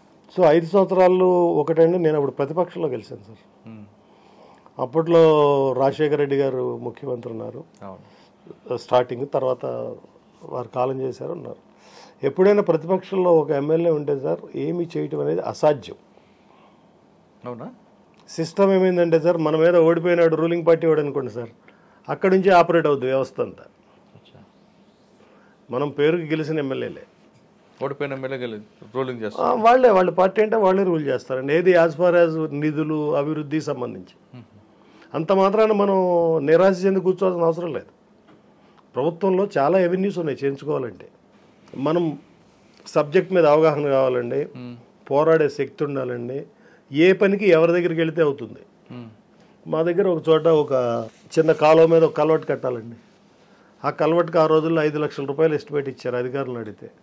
నేను 5 లక్షల రూపాయలు శాంక్షన్ చేసుకొని 2 సంవత్సరాలు కష్టపడ్డా. అసెంబ్లీలో ఒక కమిటీ ఉంటుందండి, ఆ కమిటీ ద్వారా పెట్టుకొని అసెంబ్లీలో చాలాసార్లు శాంక్షన్ చేయించుకోవాల్సి వచ్చింది. అంటే మనం 5 లక్షలే కదా ఇస్తే చేపిద్దాం, ఇవ్వకపోతే చేయలేమంటే కుదరదండి, మీరు కృషి చేయాలి. అదే రూలింగ్ పార్టీ అనుకోండి, వాళ్ళకి నచ్చితే ఎమ్మడే చేస్తారు, లేదా చెయ్యరు. అట్లా నేను అప్పట్లో ఎమ్మెల్యే డెవలప్మెంట్ నిధులను వచ్చాయండి, చాలా తక్కువ వచ్చాయి. 1 కోటి రూపాయలు అయితే 50 లక్షలేమో ఎమ్మెల్యేకి వచ్చాయి, 50 లక్షలేమో రూలింగ్ పార్టీ వాళ్ళు పంచేవాళ్ళు.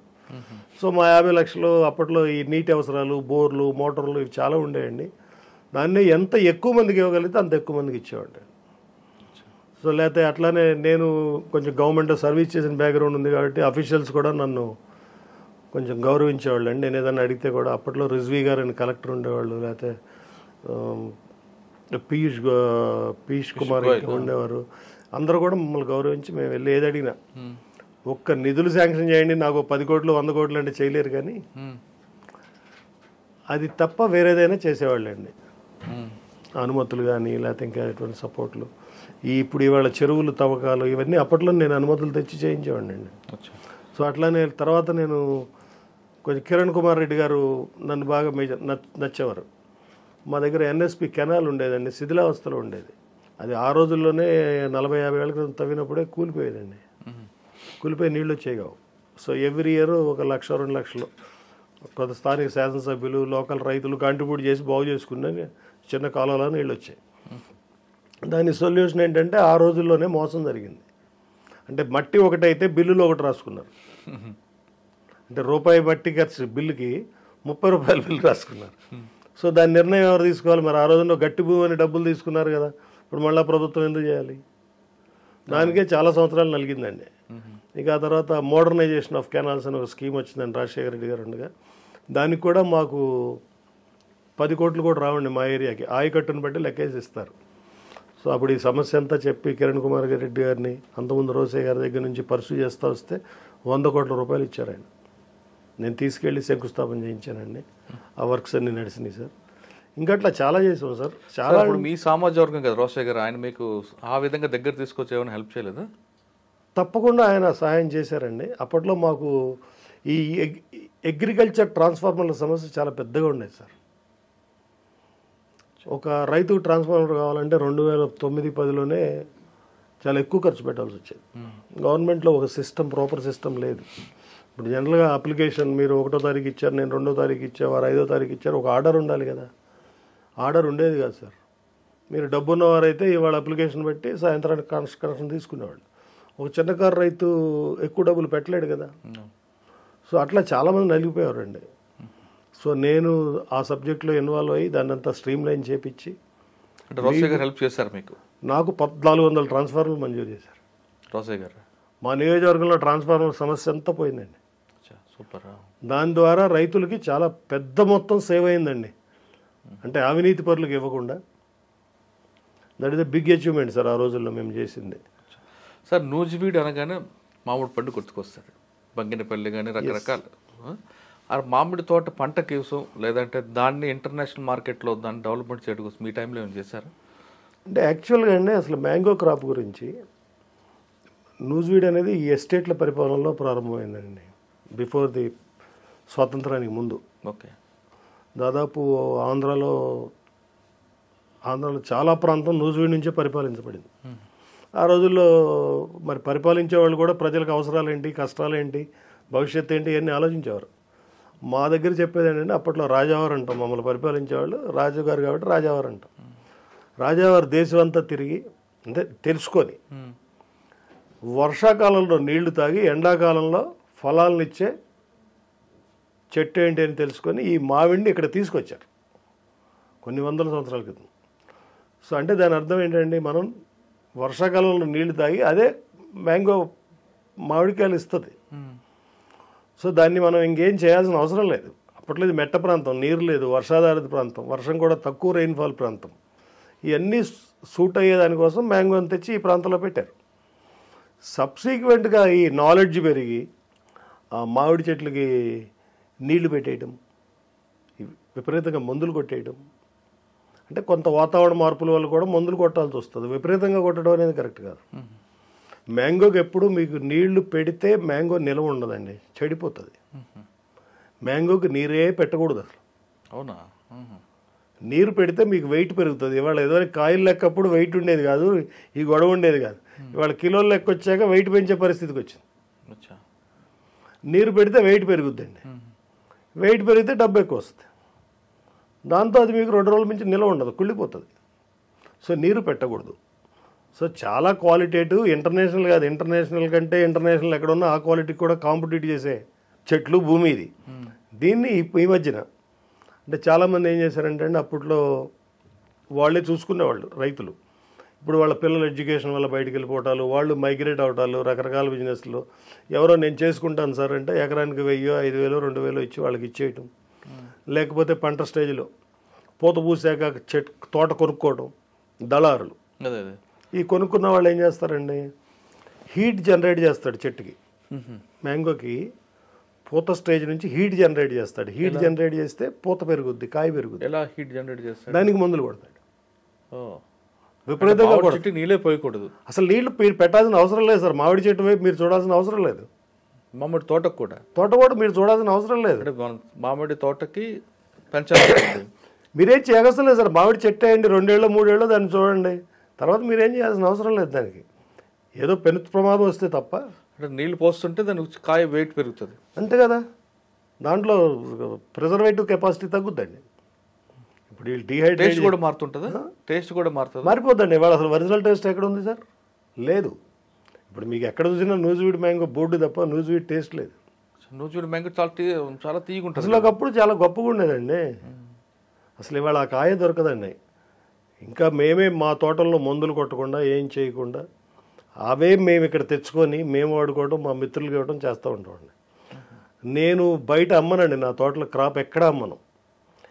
ఎన్ని వెహికల్స్ అయితే అన్ని వెహికల్స్ తెచ్చి ఇక్కడ మా ఇంట్లో పడేస్తామండి. ఫ్రెండ్స్ అందరూ చెప్తాం, అందరూ తీసుకెళ్ళి అట్లీస్ట్ ఒక మంచి కాయ మనం ఇచ్చినట్టు అవుద్ది. అది అమ్ముకుంటే 1,00,000, 10 లక్షలు, 8 లక్షలు ఏదో వస్తుంది. దానికంటే ఇది బెటర్ కదా. సో మేము ఎక్కడ అమ్మము సార్. అమ్మకుండా మా దగ్గర నుంచి ఇక్కడ అందరికీ ఇస్తూ ఉంటాం. ఓకే, మీ దగ్గర కాయలు చెట్లకి నీళ్లు పోయకుండా పెంచుతామండి. పెంచిన తర్వాత పెంచితే మీకు మంచి క్రాప్ వస్తుంది సార్. ఓన్లీ మీకు ఇప్పుడు ఇందాక మనం కట్ అయింది, హీట్ జనరేట్ చేస్తాడు ఎరువులు వేసి. అది వీళ్ళండి మధ్యలో తోట కొనుక్కుంటారు. మీ తోట ఈ సంవత్సరానికి హీట్ జనరేట్ చేసి క్రాప్ పెరుగుద్ది. అది కూడా క్వాలిటీ ఉండదండి. ఆ తర్వాత ఏమవుతుంది, నెక్స్ట్ ఇయర్ ఇదే దళారు కొన్నాడు కదా, ఇంకో దళారు కొనటం లేదా ఇంకెవరో కొనకపోవడం ఏదో జరుగుద్ది. దాని ఎఫెక్ట్ 2-3 ఏళ్ళు క్రాప్ రాదండి సరిగ్గా. మీతో ఒక్కరోజు 24 గంటలు కంటిన్యూ పనిచేస్తే 3 రోజులు రెస్ట్ తీసుకోవాలి కదా. ఇది కూడా అంత చెట్టులో ఉన్న సారం అంతా ఒక్క సంవత్సరం తీసేస్తాడు. దానికి రకరకాల మందులు వచ్చినాయి ఇవాళ. సో అట్లా ఇవన్నీ జరుగుతూ ఉండబట్టి క్వాలిటీ పోయిందండి. ఇవాళ మీరు ఇప్పుడు మన పాత రోజుల్లో మామిడికాయ పచ్చడి పెడితే సంవత్సరం అంతా చివరి వరకు మొక్క గట్టిగా ఉండేది. ఇవాళ 4 రోజుల తర్వాత గట్టి మొక్క అనేది దొరకదు. మన ఇంట్లో మనం ఎంత జాగ్రత్తగా పెట్టుకున్నాం, మెత్తబడిపోతుంది. దీనికి కారణం ఏంటంటే ఫండమెంటల్. సో మా దగ్గర రీసెర్చ్ ఇన్స్టిట్యూట్లు ఉన్నాయి, మామిడి పరిశోధనా కేంద్రాలు ఉన్నాయి. ఏమున్నా కూడా రిజల్ట్ ఇవ్వట్లేదు సార్. ఏ పరిశోధన మీరు చేయాల్సిన అవసరం లేదు. చెట్టే వదిలేస్తే కాయ అదే వస్తుంటే. ఇవాళ మీకు పామ్ ఆయిల్ ఉందండి, బయట నుంచి బయట కంట్రీ నుంచి వస్తుంది, అడవుల్లో పండుద్ది. అక్కడ వాళ్ళు రోజు వెళ్ళి ఏం చేయరు, ఆ టైంలో వెళ్ళి కోసుకొచ్చుకుంటారు. లేకపోతే మన సీతాఫలం వస్తుంది, రేగు వస్తుంది, అడవుల్లో కోసుకొస్తారు. ఇక్కడ మనం ఓవర్ అటెన్షన్ ఇచ్చి స్వార్థం పెరిగి చేయబట్టి ఎన్ని జరుగుతున్నాయి. మీరు ఇంత రీసెర్చ్ చేస్తారు కదా, మరి ఒరిజినల్గా దానికి ఆరిజిన్ వైపు తీసుకెళ్ళడానికి మనం ప్లాన్ చేయలేదా? మరి ఎవరు వినరండి, ఎవరు లేరు. ఇప్పుడు ఒరిజినల్ ఫార్మర్స్ ఏమో వాళ్ళు దే ఆర్ నాట్ ఇంట్రెస్టెడ్. వాళ్ళకి ఏదో భూమి విలువ పెరిగింది, 10,000, 1,00,000, 10 లక్షలు అయింది. కాకపోతే దానికి ఎవరో ఒకళ్ళు చూసేవాళ్ళు కావాలి కదా. ఒక 100 ఎకరాలు ఉంటే ఒక 5 లక్షలు ఇస్తాడు ఎవడో చూడని. అంటే పడిపోతుంది కదండి, బ్రాండ్ పడిపోతుంది కదా. ఎవరిది బ్రాండ్? ఎవరిది? దాని మీద ఆధారపడ్డవాడిది బ్రాండ్. ఆధారపడి ఎవరున్నారు? ఎవరు లేరు. ఇవాళ నాకు 2 ఎకరాల మామిడి తోట. కొంతకాలం తర్వాత న్యూజివీడ్ మ్యాంగో అనేది పుస్తకాలకే పరిమితి అయ్యే అవకాశం ఉంది కదా. ఉండొచ్చు, తప్పదండి. ఇప్పుడు బ్రాండ్ ఎవరు సార్? ఆ పేరు వచ్చింది, ఆ పేరు కాపాడాల్సిన బాధ్యత కూడా ఎవరిది? అందరిది కదా. అందరికి ఎవరి పని మీద వాళ్ళు వెళ్ళిపోయారు. మనం అంటాం చూడండి, బుడి జంగాలు అమ్మకి ఇల్లు కడతారని ఏదో అంటాం. వాళ్ళు ఎవరు అడుక్కోవడానికి వాళ్ళు వెళ్ళిపోతాం. ఇది అంతే. సో ఇది మీరు పనిచేసిన రాజకీయ జీవితంలో 5 సంవత్సరాల్లో మీకు బాగా గుర్తుండిపోయిన సంగతి చెప్పండి. నా నియోజకవర్గానికి, నా గ్రామానికి చేశాను, చిరకాలం ఉంటుందని. తప్పకుండా అండి. నేను ప్రతిపక్ష ఎమ్మెల్యేగా ఉండి కూడా నాకు వచ్చే నిధుల్లో, అంటే మళ్ళీ జీవితంలో ఎమ్మెల్యే అవుతామో అవమో అనే ఉద్దేశంతో ఒక్కసారి వచ్చిన నిధులు ఎక్కువ భాగం మా సొంత గ్రామానికి కేటాయించాను సార్. కేటాయించి మా ఊర్లో చాలా వరకు రోడ్ సైడ్ డ్రైన్లు కట్టించాం. సో అది ఇవాళకి మా ఊరికి నేను చేయగలిగాను. అది కూడా న్యాయం కాదు. కాకపోతే అసలు మన రాజకీయంలోకి వెళ్ళటమే మన ఊరు అని వెళ్ళాము. ఇవాళకి నన్ను చాలా పార్టీలు నువ్వు విజయవాడలో కంటెస్ట్ చేస్తావా, ఏలూరులో కంటెస్ట్ చేస్తావా, ఇంకో చోట చేస్తావా నన్ను అడుగుతారండి ఒక్కొక్కసారి కొన్ని పార్టీలు. అంటే నేనేమంటానండి, నేను ఎక్కడికో వెళ్ళి ఎమ్మెల్యే నేనేం చేయాలి? ఎమ్మెల్యే అనేది నాకేదో జీవనోపాధి అలంకారంగా నేను భావించట్లా. ఫండమెంటల్లీ నేను రాజకీయంలో రావడానికి నన్ను ఇన్స్పైర్ చేసింది ఏంటంటే, నేను రాజకీయం చేయాలంటే మా ఇల్లు ఉండాలి, మా ఊరు ఉండాలి, అక్కడే నేను రాజకీయం చేస్తాను. రాజకీయం ఎందుకు చేయాలి? వాళ్ళకు ఉపయోగపడటానే చేయాలి. తద్వారా నాకు గౌరవం పెరగాలి, నాకు పీపుల్స్ బ్లెస్సింగ్. రాజకీయాల్లో బాగా గుర్తుండిపోయింది, మీ సొంత గ్రామాన్ని బాగా డెవలప్ చేశారు. బాగా చేయలేదండి, ఊర్లో డ్రైన్స్ కట్టించాం, బాగా చేసే అంత పరిస్థితులు అప్పట్లో లేవు సార్. ఉన్న దాంట్లో బాగా చేశారు. నాకున్న దాంట్లో బాగా చేశారు. మరి ఎందుకంటే తర్వాత కొనసాగించలేదు? తర్వాత కొనసాగించకపోవడం రాష్ట్ర విభజన జరిగింది సార్. నేను పోటీ చేస్తాను ప్రతిసారి. రాష్ట్ర విభజన జరిగింది. రాష్ట్ర విభజన జరిగినప్పుడు ఏ పార్టీ గెలుస్తుందో ఏ పార్టీ గెలవదో ఎవరికి తెలియదు. అప్పట్లో అంటే అసెస్మెంట్ కూడా అర్థం కాలేదు. సో కాలక్షేపానికి పోటీ చేశాను తప్ప సీరియస్గా ఎలక్షన్ చేయటం అంటే వేరే విధానం వాళ్ళు అడాప్ట్ చేయాలండి. ఆ తర్వాత నేను 2009లో కూడా ఏలూరు పార్లమెంట్ కంటెస్ట్ చేశానండి. మొన్న ఎలక్షన్లో నాకు ఇక్కడ ఆపర్చునిటీ రాలేదు. ఇండిపెండెంట్గా పోటీ చేద్దామని కొంత ప్రయత్నం చేశాం కానండి, అందులో కూడా శ్రమ వృధా అవుద్దని మాకు అంటే సర్వేల ద్వారా రకరకాల ద్వారా తెలడంతో ఒక అడుగు వెనక్కేయటం జరిగింది సార్. పార్లమెంట్ పోటీ చేశారు కానీ ఓడిపోయారు. ఓడిపోతామనే తెలుసండి. బీజేపీకి అప్పట్లో ఓట్లే కష్టం కదా. 2019లో మన 24లో అంటే గెలిచారు అప్పట్లో. సో కాకపోతే మా ఉద్దేశం ఏంటంటే గెలుపు అనేదే ప్రధానం కాదు. ఒకసారి ప్రజా జీవితంలో వెళ్ళాం కాబట్టి ప్రజలతో ఉండాలి. ఓకే, రాజకీయ నాయకులకు బాగా డబ్బులు వస్తాయి అంటుంటారు, వాస్తవం అంటారండి? అంటే మీకు మళ్ళీ అక్కడ ఫండమెంటల్ ఆ ఓరియంటేషన్ అండి. మీ ఫోకస్ డబ్బు మీద ఉంటే మీరు దానికోసం ఎత్తుతారు.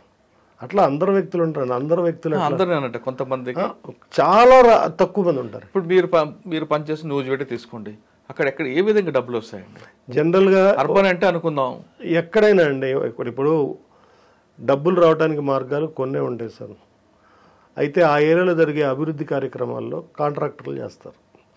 కాంట్రాక్టర్లు మీకు తెలిసిన వ్యక్తికి కాంట్రాక్ట్ ఇచ్చుకోవటం, లేకపోతే ఎవరికైనా కాంట్రాక్ట్ వస్తే వారి దగ్గర ఎంత కమిషన్ మాట్లాడుకోవటం, లేకపోతే వారికి అడ్డం పెట్టి బ్లాక్మెయిల్ చేసి ఎంత ఇస్తేనే చేయిస్తారంటమా, ఇదంతా ఒక పంద. లేదు ఏదైనా ప్రభుత్వ పరంగా లిటిగేషన్లు ఉంటాయండి, భూములకు సంబంధించి కానీ లేదా క్వారీలకు సంబంధించి కానీ. సో ఆ లిటిగేషన్ మనం పరిష్కరిస్తామని మాట్లాడుకొని చేసుకునేది ఇంకో మార్గం.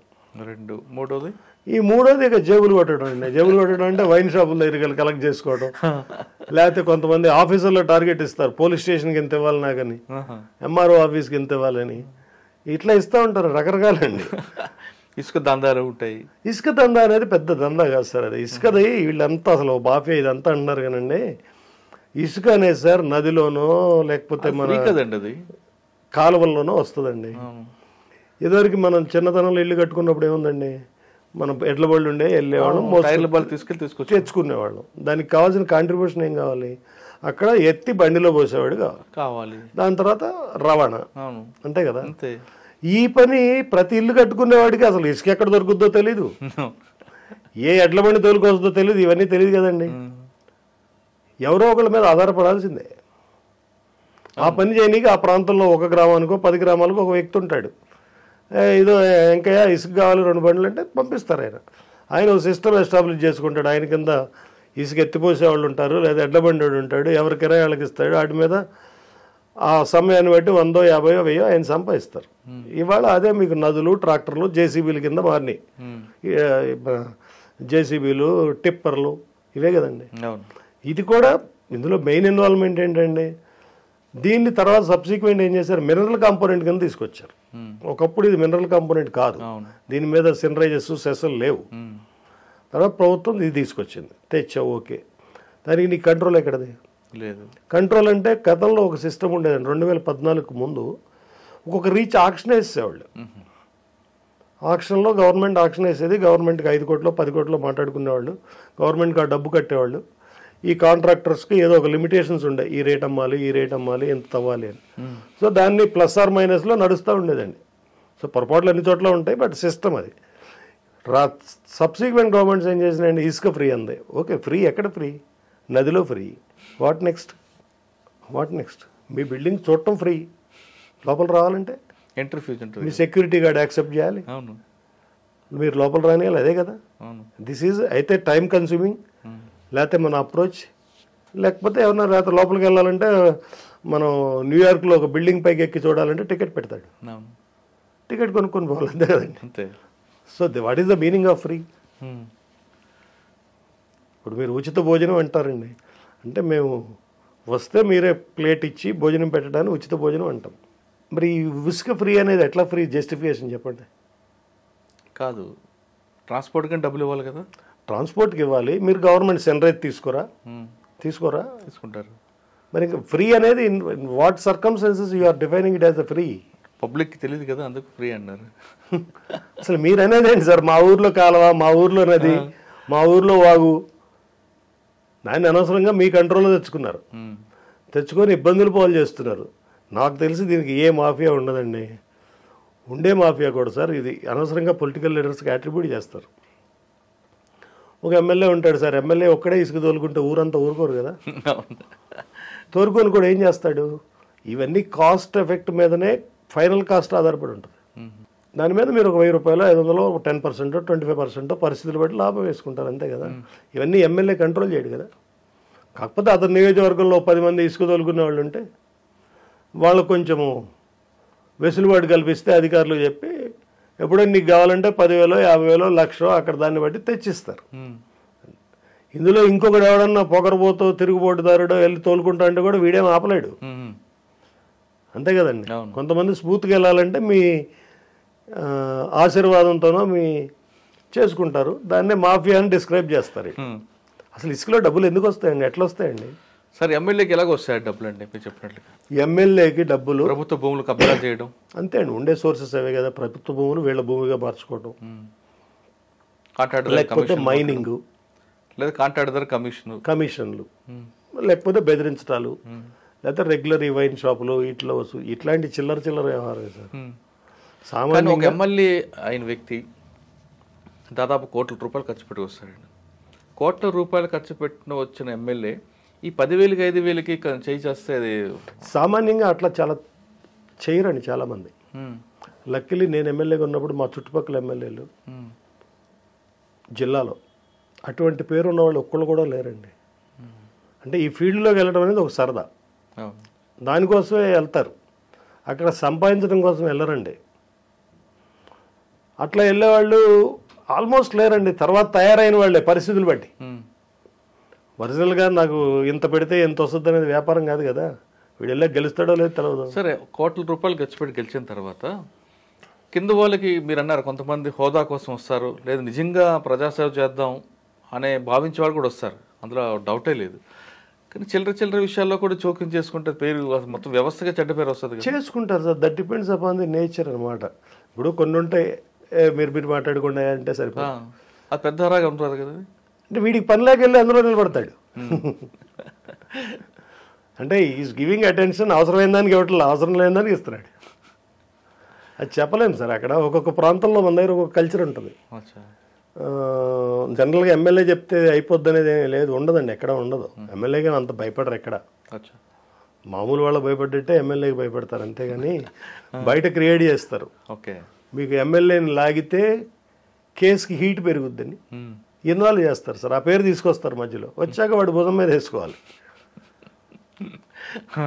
ఇట్లా ఉంటాయి సార్. ఇవాళ మీకు జగ్గైపేట ఉంది, మా శ్రీరామ్ తాతయ్య ఉన్నారు, లేకపోతే భాను గారు ఉన్నారు, వీళ్ళందరూ పెద్ద పెద్ద ట్రాన్స్పోర్ట్ కంపెనీలు ఉండేవి.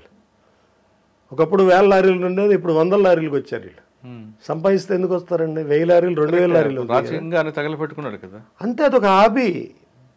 ఇప్పుడు పేకట్ ఆడేవాడికి ఉన్న పిచ్చి ఉన్నట్టు ఈ ప్రజాసేవ చేసేవాడికి ఒక పిచ్చండి. కుటుంబాన్ని వదులుకొని ఆస్తులు వదులుకొని ఇవన్నీ ఎందుకు? సరే, కర్మగాలు అదృష్టాన్ని ఈ డబ్బు వచ్చింది, ఫైనల్గా ఏమవుతుందండి? తిహార్ జైల్లో ఇస్తున్నారు.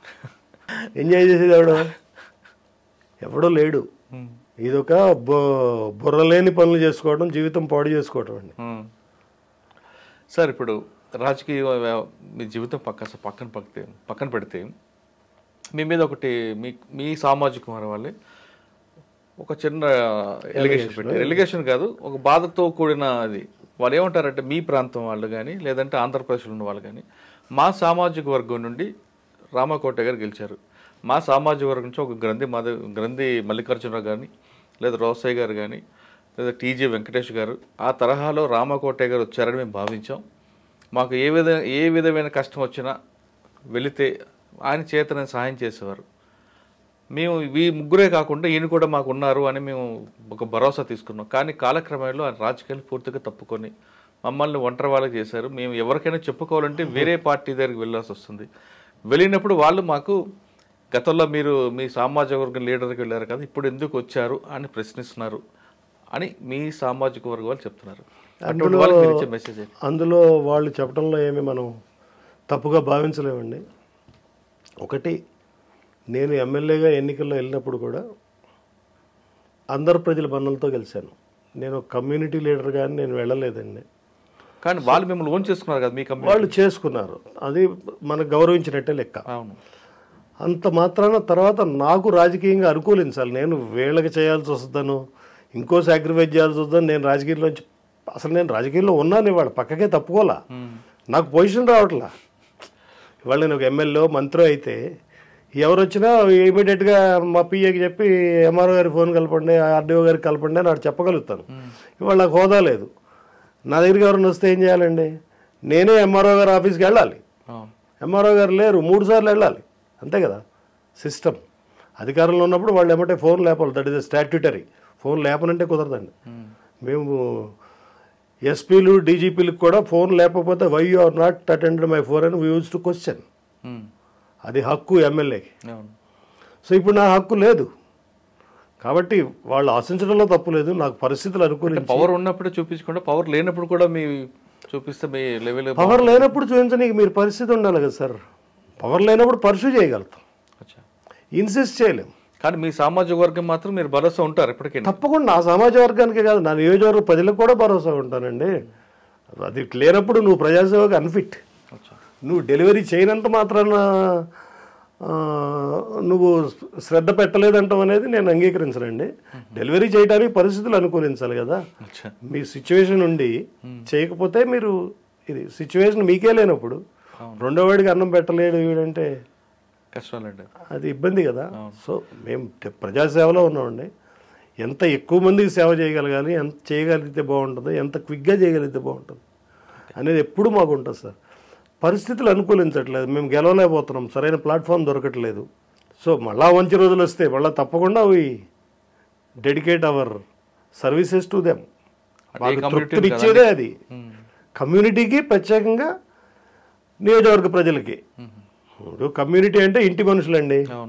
ఇంట్లో పొద్దున్న వెళ్ళేటప్పుడు మనకి మంచినీళ్ళు కావాలంటే అందియాలి, లేకపోతే 100 రూపాయలు డబ్బు కావాలంటే ఇవ్వాలి, కారు తీయాలి. ఇవన్నీ ఇంట్లో వాళ్ళు ఎట్లా హెల్ప్ చేస్తారు మనం చేసే పనికి, అట్లానే కమ్యూనిటీ చేస్తుందండి, అన్ని రకాలుగా చేస్తారు. వాళ్ళు మిమ్మల్ని బాగా ఓన్ చేసుకున్నారు.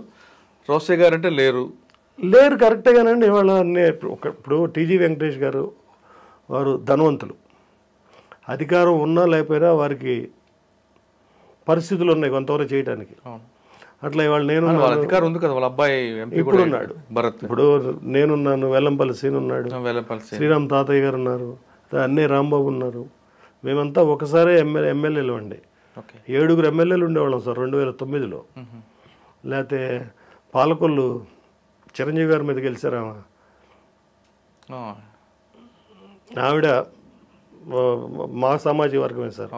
అందరం బాగా యునైటెడ్గా పనిచేసేవాళ్ళం. కానీ తర్వాత అందరం నెక్స్ట్ టైం మేము అందరం సక్సీడ్ కాలేకపోయాము రాజకీయ పరిణామాల వల్ల, ప్రజల్లో వచ్చిన మార్పులు. దానికి కారణాలు ఏం చెప్పలేం కదా సార్. గెలవడానికి కారణం లేదు, ఓడటానికి కారణం లేదు. సార్ రాజకీయ జీవితం కాస్త పక్కన పెడదాం, ప్రజెంట్ సిచ్యువేషన్ పొలిటికల్గా అయిపోయిన తర్వాత 2023 నుంచి మళ్ళీ మీరు రియల్ ఎస్టేట్ వచ్చారు. నేను రియల్ ఎస్టేట్లో రాలేదండి, నేను రియల్ ఎస్టేట్లో ఉన్నాను 2004 నుంచి కూడా. ఇదే నా బ్రెడ్ అండ్ బట్టర్. ఈ ఫీల్డ్ ఎప్పుడు వదలలేదు సార్. మేము మధ్యలో వెళ్ళారు అంత పొలిటికల్, మధ్యలో వెళ్ళటండి అది పార్ట్ టైమే, that is not full time. Okay, ఇప్పుడు ప్రెజెంట్ ఎక్కడ చేస్తున్నారు వెంచర్లు? అంటే ఈ బిజినెస్ వదులుకుంటే మీ కుటుంబం అంతా కూడా దింపారు అందులో. బిజినెస్ వదులుకుంటే మాకు బ్రతుకుదెరువు లేదండి, మా ఎస్టాబ్లిష్మెంట్ నడవాలన్నా మేము. So business is the base. ఇక్కడ రూపాయి వస్తేనే అక్కడ పబ్లిక్ సర్వీస్ చేయగలుగుతాం, దట్ ఈజ్ వన్ పార్ట్. ఇప్పుడు మేము అంటే మొదటి నుంచి మేము ఎక్కువ హైదరాబాద్లోనే మా వ్యాపారం మొత్తం అండి. మధ్యలో నేను ఆంధ్రాలో ఎమ్మెల్యేగా ఉన్నా కాబట్టి అక్కడ కూడా రోజు పొద్దున్న లేచి నుంచి రాత్రి దాకా రాజకీయం అవుతుంది, డైవర్షన్ లేదు అని అక్కడ కొన్ని ప్రాజెక్ట్స్ మొదలుపెట్టాము. ఆంధ్రాలో కూడా 20 ప్రాజెక్ట్స్ చేసాము. ఆ తర్వాత నేను 2008లో మళ్ళీ హైదరాబాద్లో అంటే భారీగా ఎస్టాబ్లిష్ చేసాం. మధ్యలో తగ్గించాము భారీగా. మళ్ళీ ఇదే బెటర్ ప్లేస్లే, హైదరాబాదే బెటర్ ప్లేసు అని ఇక్కడ మొదలుపెట్టామండి. సో కంటిన్యూస్ ఇప్పుడు మేము శంకరపల్లి సరౌండింగ్స్లో ఉన్నామండి. ఒక 6 ప్రాజెక్టులు ఉన్నాయి. కన్స్ట్రక్షన్ ప్రాజెక్ట్ ఉంది. కంటిన్యూ ఇదే ప్రాసెస్ సార్. మేము మా ఎస్టాబ్లిష్మెంట్, మా అబ్బాయి కూడా ఇదే ఫీల్డ్లో చేసుకుంటాం. మేము ఇద్దరం ఇదే పిన్ని. మా దగ్గర స్టాఫ్, ఇంజనీర్స్, ఎవ్రీథింగ్ ఉంది. అదే లో ప్రొఫైల్. ఎక్కడ చేస్తున్నారంటే మీరు? శంకరపల్లి మున్సిపాలిటీలో ఉందండి ఒక ప్రాజెక్టు. ఆల్రెడీ 3 కంప్లీట్ చేసాం. ఒకటి ఉంది లేఅవుట్. అది తర్వాత శంకరపల్లి నుంచి 1 కిలోమీటర్లో చందిపాని ఉంటుందండి. అక్కడ ఉన్నాయి మా ఒక 100 ఎకరాలు అక్కడ ఉన్నాయండి. శంకరపల్లి నుంచి మళ్ళీ ముందుకెళ్తే మేతాబ్ ఖాన్ కూడా అని ఉంది. గంగారం చక్రంపల్లి అని ఉందండి. లేకపోతే నవాబ్పేట అని ఉందండి. ఇక్కడ అన్ని చోట్ల ఆలూరు విలేజ్ ఉందండి. పర్వేదం ఉంది. దాదాపు 10-12 గ్రామాల్లో శంకరపల్లి మండలంలో మా ప్రజెన్స్ ఉంది సార్. ఒక మండలం అంటే 22 గ్రామాలు ఉంటాయి. 50% గ్రామాల్లో మా ప్రజెన్స్ ఉంది. వీళ్ళందరికీ మీరు ల్యాండ్ తీసుకున్నారు కదా, మీరు ఫస్ట్లో ప్రొసీజర్ చెప్పారు, అదే విధంగా తప్పకుండా అదే ప్రొసీజర్ ఫాలో అవ్వాలండి. వేరే ప్రొసీజరే లేదు. కాంపౌండ్లు కట్టారు అన్నిటి. అంతే. కాంపౌండ్ వల్ల లేకుండా నా ప్రమిసెస్లోకి నేనే వెళ్ళనండి. నేను డబ్బులు అడ్వాన్స్ పంపిస్తాను, మా స్టాఫ్ వెళ్ళి కడతారండి. ఆ తర్వాత నేను కాల్ పెడతాను సార్, లేదా పెట్టను. అంటే చిన్న డిస్ప్యూట్ కూడా మేము ఎంటర్టైన్ చేయమండి. ఇప్పుడు జనరల్ మీరు మార్కెట్లో వంట చేసుకోవాలంటే బియ్యం తెచ్చుకోవాలి సార్. అంటే ఇప్పుడంటే నెలకు 2 నెలలు సరిపోని తెచ్చుకుంటున్నాం. పాత రోజుల్లో ఏ పూటకు ఆ పూట తెచ్చుకునేవాళ్ళం. పని చేసుకోవాలి, 6 కిలో బియ్యం తెచ్చుకోవాలి, టక్కన వండుకోవాలి, తినాలి. ఈ తెచ్చుకునే బియ్యంలో మళ్ళీ మీరు ఒక అరగంట రాళ్ళు ఏరాలి, మెరుగులు ఏరాలి అంటే ఇబ్బంది కదా, సమయం వృధా, ఆలస్యం అవుతుంది. సో మేము కూడా అట్లన్నిటికీ తావియం సార్. పర్ఫెక్ట్ ప్రాపర్టీ ఉంటేనే మేము పోతాం. అది మీరు రూపాయిది ₹10 ఇస్తానన్నా మేము తీసుకోము. రూపాయి వస్తువుకి ₹10 ఇస్తాం. We won't mind. మేము నెగోషియేట్ చేయమండి. మాకు ఇబ్బందులు రావద్దు, సమయం వృధా కావద్దు. మా దగ్గర కొనుక్కున్నవాడికి కూడా ఇది ఒక భారం కావద్దు, సంతోషమే మిగలాలి తప్ప భారం అనవసరంగా కొనుక్కున్నామే, పొరపాటును కొనుక్కున్నామే అనేది రావద్దండి. వాడికి రావద్దు, కొన్నామని మీకు రావద్దు, ఎవరికి రావద్దండి. What ever comes. ఒట్టి ధనార్జన కోసం తలనొప్పులు ఎందుకు కొనుక్కోవాలి? So that is our principle. We follow that principle. Plus మేము ఎగ్జిక్యూషన్ అంతా మేమే సొంతగా చేసుకుంటామండి. అది మా యూఎస్పీ. డిజైనింగ్, ఎగ్జిక్యూషన్ మేము ఎవరికి అవుట్సోర్స్ కాంట్రాక్ట్లు ఇవ్వమండి. వాళ్ళకి మా దగ్గర 1000 మంది మ్యాన్ పవర్ ఉందండి, మేమే చేసుకుంటాం. సో అక్కడ thereby we will extract the quality. Sub contract ఎవరు, నో సబ్ కాంట్రాక్ట్, మొత్తం మేమే చేస్తాం. మీ ఇంటికి మీరు ఇటుకలు కొనుక్కున్నట్టు, మీరు ఇసుక కొనుక్కున్నట్టు, మీరే మేస్త్రి కూలిచ్చి పిలుచుకున్నట్టు మేము కూడా అట్లానే చేస్తాం సార్. సో కాబట్టి మాకు అది కాపాడుతుంది వ్యాపారానికి. అంటే కంబైనింగ్ ఉంటుంది, క్వాలిటీ ఉంటుంది. క్వాలిటీ కదా సార్. ఇప్పుడు ఒక మనిషి ఇంకొకరికి ఇచ్చామనుకోండి, వాళ్ళు నీతిమంతులు అనుకుందాం, ఓ 10% లాభం లేకుండా ఎవరు చేయరు కదా. ఇచ్చేటప్పుడు ₹1,00,000 నేను ₹1,10,000 ఇస్తానే దాతృత్వం నాకు ఉండదు. లక్షలో న్యాచురల్గా మీరు 10,000 మిగిల్చుకొని 90,000 పనే చేస్తారు. There way quality deteriorated. Quality ఉంటుంది, కంట్రోల్ మీ చేతిలో ఉంటుంది. ఎస్, ఇవాళ competitive market, hard earning money ప్రతి వాళ్ళదేదో. సో దానికి క్వాలిటీ ఉండాలి కదా. మీరు వాళ్ళు కొనుక్కున్న తర్వాత 1 సంవత్సరంలో మీరు వెళ్ళి ఇల్లు కట్టుకోవాలంటే రోడ్డు ఉండదు, మీకు ఏది సిస్టమ్ ఫంక్షన్ చేయదు, ఏం ఉపయోగం? అంటే అది రియల్ యూజర్కి కష్టం అవుతుందండి. ఇప్పుడు మీరు చేసిన 5 ప్రాజెక్టులో బాగా సక్సెస్ అయిన ప్రాజెక్ట్ ఇది? మేము 5 కాదు సార్, సిటీలో దాదాపు 80 ప్రాజెక్టులు చేసి ఉంటాం. 80? ఇప్పుడు రన్నింగ్ 5 ఉన్నాయి. రన్నింగ్ 5లో అన్నీ బాగానే ఉన్నాయండి, అన్ని ఎగ్జిక్యూషన్లో ఉన్నాయి. మార్కెట్ ఈ మధ్యన కొంచెం మార్కెట్ స్లో ఉంది. సో అది మేము అబ్జర్వ్ చేసుకోవాలి, తప్పదు. సో మా ఎగ్జిక్యూషన్ నడుస్తూనే ఉంటుంది సార్. మార్కెట్ అనేది మన చేతుల్లో ఉండదు సార్. మొత్తం మీరు చెప్తున్నట్లుగా హైదరాబాద్ సరౌండింగ్ 80 ప్రాజెక్టులు వేశారు. ఇప్పుడు ఇంకా చాలామంది కొనాలనుకుంటున్నారు. సిటీలో మీరే కాకుండా చాలామంది ఉన్నారు, రియల్ ఎస్టేట్ ఎక్కడ చూసినా 1000 మంది ఉన్నారు, 1000 మంది ఉన్నారు. అవన్నీ కాకుండా మీ దగ్గర ఎందుకు కొనాలి? అంటే అట్లా నా దగ్గరే కొనమని నేను చెప్పనండి. ఒక్కొక్క క్వాలిటీ చాలామంది నాలాంటి వాళ్ళు ఉంటారండి. ల్యాండ్ టైటిల్ పర్ఫెక్ట్ చూసుకునే వాళ్ళు కొన్ని 100 మంది ఉంటారు సార్. పర్మిషన్లు తెచ్చుకునే వాళ్ళు ఉంటారు. అన్ని లక్షణాలు అందరి దగ్గర ఉండవు.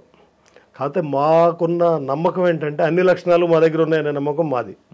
అంటే మీ ఐకాన్ ఏంటి అసలు అండి? ఐకాన్ అంటే మా బ్రాటప్ సార్. మేము డిపార్ట్మెంట్లో చేసాము. We know the rules, we know the, నేను basically I mean engineer, I know the how to develop. ఇప్పుడు ఒక రోడ్డు ఉందండి, రోడ్డుకు ఒక డిజైనింగ్ ఉంటుంది. ఒక R&B ఎగ్జిక్యూటివ్ చేసేటప్పుడు రోడ్ డిజైన్ చేస్తారు వాళ్ళు. Without design they won't form the road. అదే వేరే డిపార్ట్మెంట్ చేసినప్పుడు డిజైన్ చేయరండి, వేసుకుంటూ పోతారు. R&B డిపార్ట్మెంట్ రోడ్ వేస్తే మీకు ఒక జనరేషన్ కాలం అంటిల్ మీరేదో తవ్వితేనో వరదొచ్చి కొట్టుకుపోతుందో తప్ప రోడ్డు పోదండి. సో అట్లా ఒక డిజైన్డ్ క్వాలిటేటివ్ డెవలప్మెంట్ ఇస్తేనే తర్వాత బాగుంటుందండి.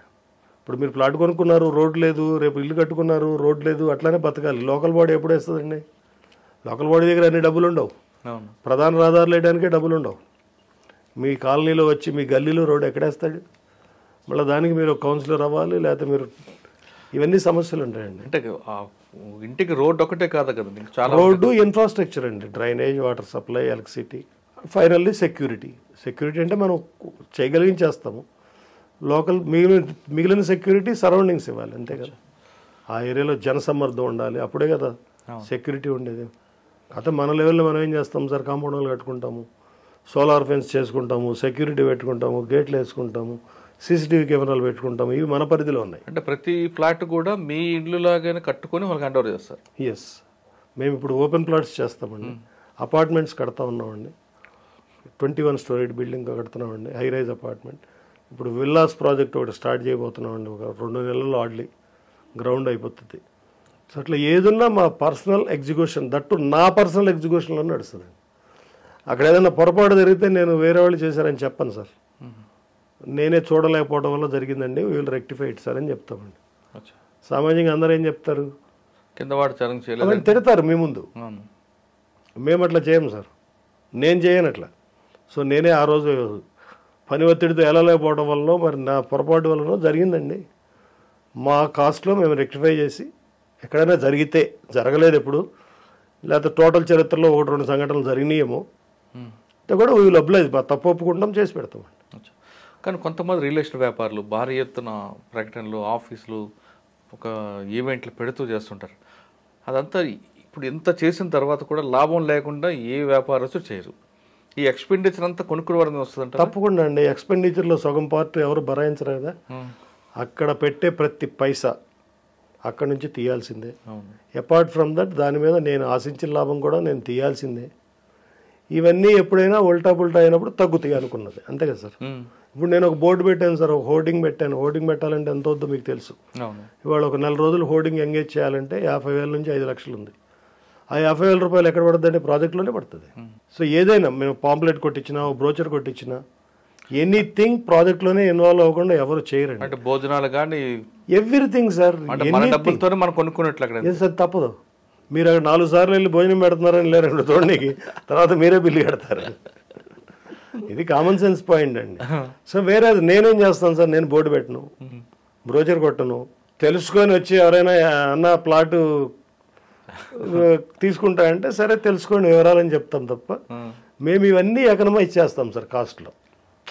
అంటే కొంతమంది ఈవెంట్లు పెడుతుంటారు, అన్ని పెడతారు సార్, ఈవెంట్లు పెడతారు, బ్యాంక్ అకౌంట్లు తీసుకెళ్తారు, ఇంకా వేరే వేరే అన్ని అక్కడ వేయాల్సిందే కూడా మన డబ్బులే. ఎస్, ఆయనది కాదు, అది ముందు మీ కావు, తర్వాత మీ.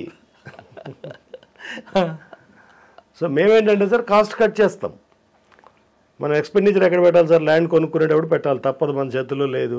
కస్టమర్కి అవసరం లేదు కదండి. ఇన్ఫ్రాస్ట్రక్చర్ చేసేటప్పుడు డబ్బులు పెట్టాలి. ఈ 2 మెయిన్ థింగ్స్. లేకపోతే ప్రభుత్వం దగ్గర అనుమతులు, ఫీజులు కట్టాలి, లేకపోతే డబ్బు ఎక్కడైనా తెచ్చుకుంటే ₹1-10 వడ్డీలు కట్టాలి. ఇవి ఆల్ ఇంపార్టెంట్.